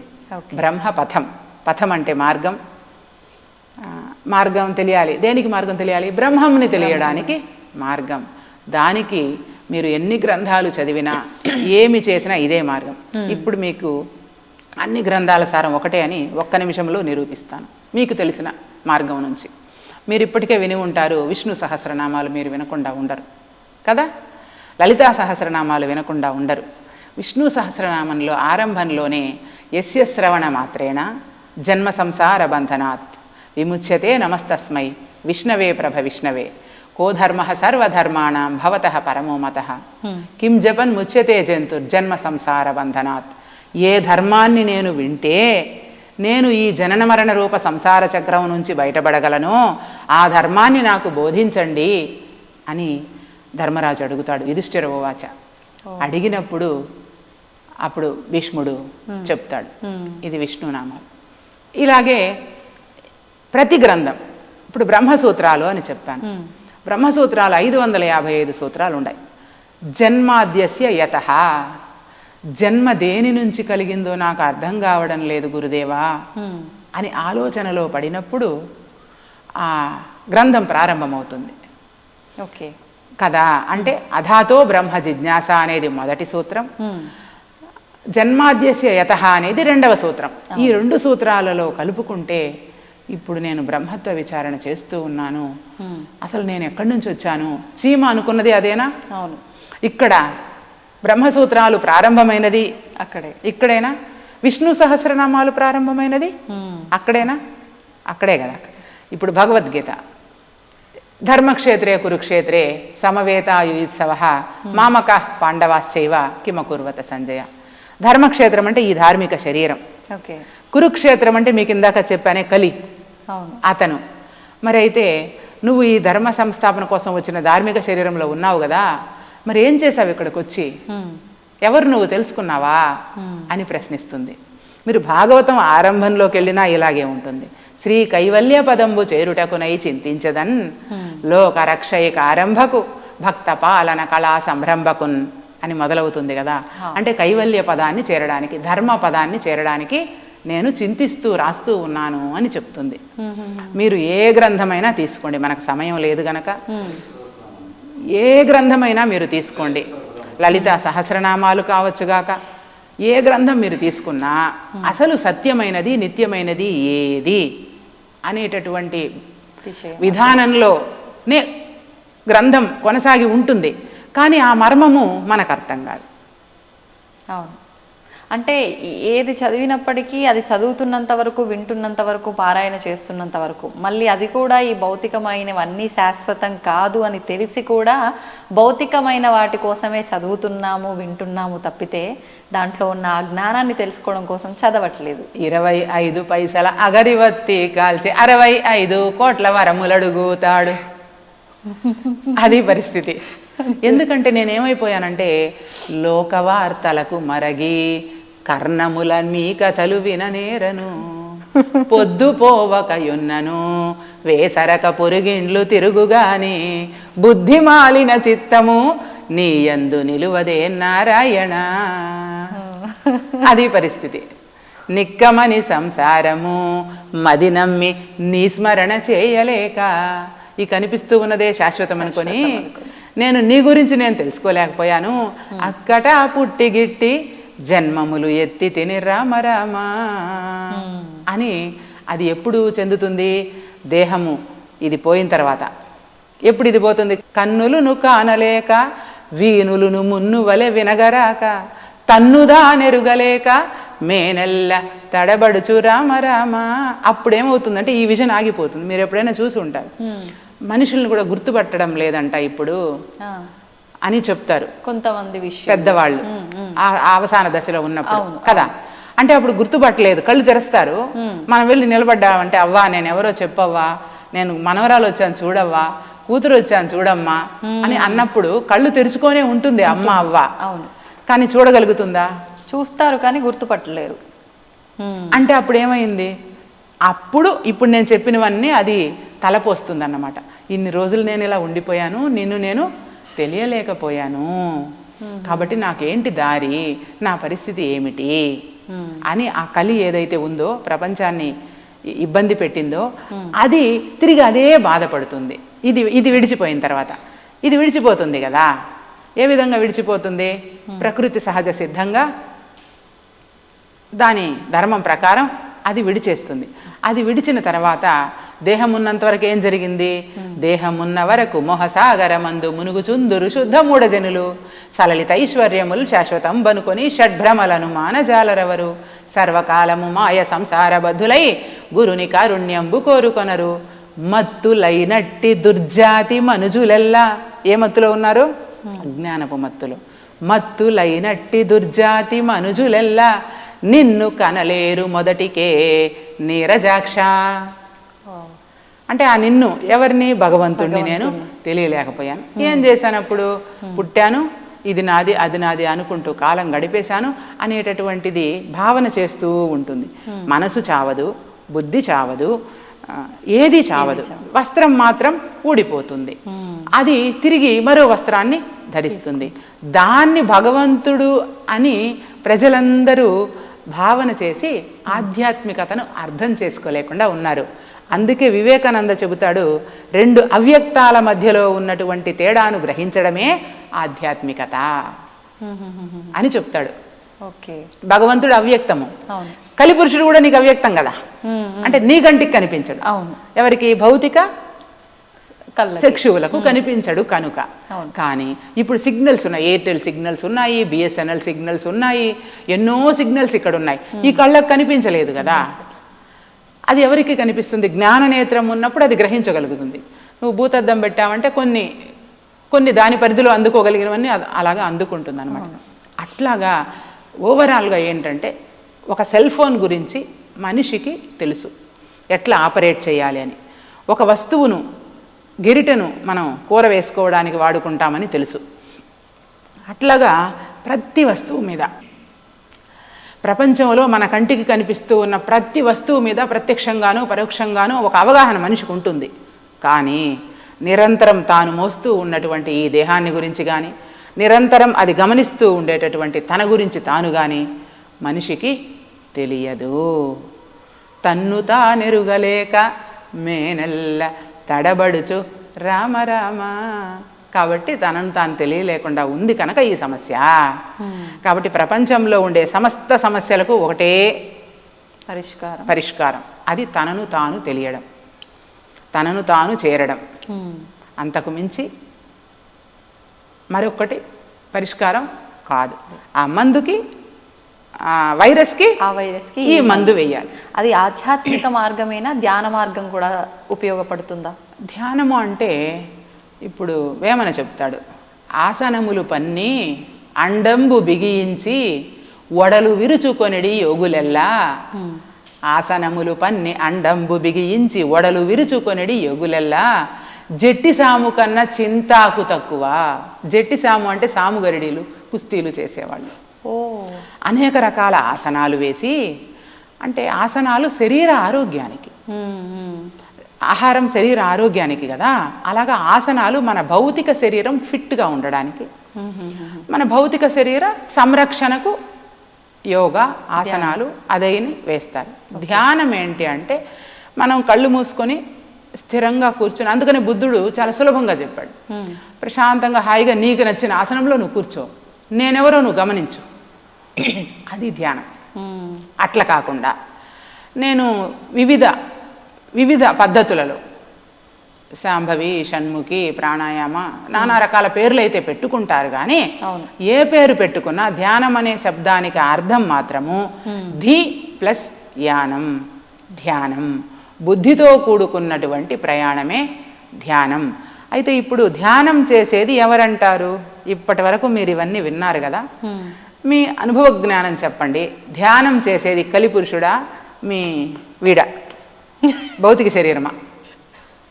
నేనేమి చెప్పలేను, అంతేనా? అదొక రకమైన కన్ఫ్యూజన్ ఎంత క్లారిటీ ఇచ్చినా. కాబట్టి శరీరము కాదు, ధ్యానానికి శరీరంతో సంబంధము లేదు. ఆ కలిపురుషుడు చేసే విచారణ ఉంది కదా, కలిపురుషుడు చేసే గమనిక ఉంది కదా, గీతను పట్టుకొని ఆ గీతాక్రమంలో నడిచే విధానం ఉంది కదా, అది ధ్యానం. బుద్ధి వైపుగా చేసే ప్రయాణం. ఇప్పుడు నేను చెప్పిన దాన్ని మీరు అడగచ్చు, ఇదే ధ్యానమని మీరు ఎట్లా చెప్తారు అని. మోక్ష సాధన సామగ్ర్యాం భక్తిరేవ గరీయసి స్వస్వరూపానుసంధానం భక్తిరిద్యభిధీయతే. వివేక చూడామణిలో ఉన్నటువంటి శ్లోకం. అంటే నేనెవరు అని విచారణ చేసేటటువంటి విధానమే భక్తి అని దాని అర్థం. అదే ధ్యానం. అంటే ఎక్కడికి వెళ్ళినా మళ్ళీ రమణ మహర్షుల వారు చెప్పిన నేనెవరు అనే ప్రశ్న దగ్గరికే వస్తుంది. ఖచ్చితంగా అక్కడికే వస్తుంది, రావాలి కూడా. అది తెలియకపోతే సెల్ ఫోన్ నీ చేతిలో పెట్టుకొని దాని ఆపరేషన్ తెలియకుండా గుమ్మనే పెట్టుకున్నట్లుగానే నా శరీరము గురించి నాకు తెలియకుండా పచ్చి చర్మపు తిత్తి పసలేదు దేహంబు లోపల అంతటా రోయరోత నరములు శల్యముల్ నవరంధ్రముల్ రక్త మాంసపు కండల మైలతిత్తి బలమైన ఎండవ నలకోర్వదెంతైన తాళలేదాకలి దాహములకు సకల రోగములకు సంస్థానమై ఉండు నిలువదు అస్థిరమైన నీటి బుడగా బొందిలోనున్న ప్రాణములు పోయినంత కాటికే గాని కొరగాదు గవ్వకైనా. కాబట్టి దీంతో మనం చేసేది ఏమీ లేదు. ఈ వస్త్రము ఇవి రెండు ఒకటే. వాసాంసి జీర్ణాన్ని యదా విహాయ నవాని గృహ్ణాతి నరోపరాణి తథా శరీరాన్ని. తెలిసిందే కదా, అందరికీ తెలిసిన శ్లోకం ఇది. కాబట్టి మనము చేయగలిగిందల్లా ఒకటే. ఆ కలిపురుషుడు అనుకుంటేనే చేయగలడు. దాంట్లో ఉండే వైరస్ని పోగొట్టాలంటే నేను దుఃఖంలో ఉన్నప్పుడు నేను బాగుండాలి అని ఎవరు అనుకుంటారు? అదే కదా అనుకుంటుంది. కాబట్టి ధ్యానము చేస్తున్నది అది అని గ్రహించి ఆ యొక్క పునాదితో గనక ధ్యాన సాధన చేస్తే, అంటే జ్ఞానార్జనకై ధ్యాన సాధనను కొనసాగించినప్పుడు వాళ్ళ యొక్క జీవితం అనేది, జీవన విధానం అనేది జీవంతో కూడుకున్నటువంటి జీవన విధానం కనుక చాలా అద్భుతంగా, చాలా ప్రశాంతంగా, చాలా నెమ్మదిగా, ఎటువంటి ఆరాట పోరాటాలు లేకుండా, ఎటువంటి అల్లలాడే విధానం లేకుండా ప్రశాంతమైనటువంటి జీవనం అనేది కొనసాగాలి అంటే నేనెవరో నన్ను నేను ఖచ్చితంగా తెలుసుకొని తీరాలి. సంతోషమ్మా, చాలా చక్కటి వివరణ. మనం మొదలుపెట్టిన దగ్గర నుంచి చివరి వరకు కూడా నేనెవరు అనే దానిపైనే మన ఇంటర్వ్యూ అంతా కొనసాగింది. అంటే దీన్ని బట్టే మనం అర్థం చేసుకోవాలి, మనం ఎంత మాట్లాడుకున్నా కూడా ఫస్ట్ మనం తెలుసుకోవాల్సిన సమాధానం ఒక్కటే. సమాధానం దొరకాలి అంటే ఫస్ట్ మనకు మనం ప్రశ్న వేసుకోవాలనేది మాత్రం క్లియర్గా అర్థమవుతుంది. అంతే విధంగా మీరు కూడా చాలా చక్కటి వివరణ ఇచ్చారు. ధన్యవాదాలమ్మా. ఈ నేనెవరు అనే విషయాన్ని తెలియజేయడం కోసమే ఈ పుణ్యక్షేత్రంలో తిరుపతిలో ఈ బ్రహ్మపథం భగవద్గీత ఆధ్యాత్మిక క్షేత్రాన్ని నిర్మించి ఇక్కడ ప్రతి నెల 2వ శుక్ర శని ఆదివారాలలో 3 రోజులలో భగవద్గీత అధ్యయనం ఆచరణ అనే అంశం మీద 3 రోజుల శిక్షణా శిబిరం జరుగుతుంది. ప్రతి నెల ఆసక్తి కలిగిన వాళ్ళు, నేనెవరు అని తెలుసుకోవాలి అనే ఆసక్తి కలిగిన వాళ్ళు ఖచ్చితంగా ఇక్కడ ఉచితమైనటువంటి వసతి సౌకర్యాలు అందిస్తారు. 3 రోజులు ఇక్కడ ఉండి ఆ శిక్షణను పొంది నేనెవరో ఎలా పరిశీలన చేయాలనే విధానాన్ని తెలుసుకోవచ్చు. ఓకే. ఇంకొకటి, ఇక్కడ ప్రతిరోజు జరిగే కార్యక్రమాలు ఒక్కొక్కరికి ఒక్కొక్క గ్రంథము ఒక్కొక్క అంశము ఆసక్తి ఉంటుంది. కనుక ఇక్కడ ఉదయం 5:30కు ఆదిత్య హృదయం, అంటే శ్రీరాముడు యుద్ధభూమిలో తాను భౌతిక శక్తి పోయింది ఆయనకి, అప్పుడు యుద్ధభూమిలో పడిపోతాడు, భౌతిక శక్తి క్షీణించిపోయింది. అప్పుడు అగస్త్య మహర్షుల వారు వచ్చి ఇచ్చి తిరిగి పునఃశక్తిని ఆయనలో ప్రవేశింపజేసి ఆ మంత్రం ద్వారా చేశారు గనక ఉదయం 5:30కి ఆదిత్య హృదయంతో ఇక్కడ సేవలు ప్రారంభమవుతాయి. 5:30 నుంచి 6 వరకు ఆదిత్య హృదయం, 6 నుంచి 7 వరకు భగవద్గీత ఒక అధ్యాయం పారాయణం, అట్లాగే ఆ అధ్యాయంలో ఉన్నటువంటి లక్ష్యార్థం, వాచ్యార్థము కాదు, లక్ష్యార్థము అనుభవార్థం అన్నమాట. ఆ విధంగా నేనెవరు అనే దాని మీద చర్చ, ప్రతి రోజు ఒక అధ్యాయము చర్చ. 7 నుంచి 8 వరకు అల్పాహారం, 8 నుంచి 9 వరకు లలితా సహస్రనామాలు, 9 నుంచి 10 వరకు విష్ణు సహస్రనామాలు. అంటే కొంతమందికి అదే నచ్చుతుంది, దాని ద్వారానే నేనెవరో నేర్పించడం. ఇప్పుడు కుమ్మరివాడు వచ్చాడు అనుకోండి, ఆయనకి ఇవేమీ తెలియదు, మట్టి కుండ, దీంతోనే ఆయనకి నేనెవరో పరిశీలన చేసే విధానం మనం చాలా సులభంగా నేర్పించచ్చు. దాన్నే భగవద్గీత తత్వవిత్తు. ఇప్పుడు వ్యవసాయం చేసే వాళ్ళు వస్తారు, వాళ్ళకి ఇవేమీ అవసరం లేదు. నువ్వు పొలంలో విత్తనాలు చల్లుతావు కదా, చల్లినప్పుడు కలుపు మొక్కలు వస్తాయి. ఆ కలుపు మొక్కల్ని నువ్వు పీకకపోతే ఆ పంట ఏమవుతుంది? పాడైపోతుంది. మంచి పంటలను పండించి దిగుబడి సాధించుకోవాలి అనేటటువంటి రైతు ఏమి చేస్తాడు? కలుపు మొక్కలను తీసేస్తాడు.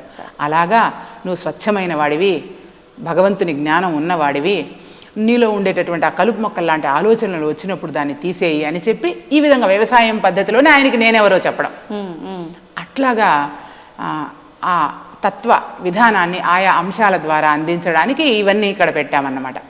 ఇట్లా 10 వరకు విష్ణు సహస్రనామాలు అయిపోయిన తర్వాత 10 నుంచి 12:30 వరకు మౌనం ధ్యానం.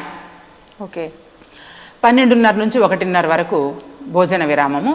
1:30 నుంచి సాయంత్రం 4:30 వరకు కూడా రామరామ శతకం, నారాయణ శతకం, నరసింహ శతకం, అన్నమాచార్యుల వారి సంకీర్తనలు, వీటన్నింటి మీద ఇక్కడ చర్చ.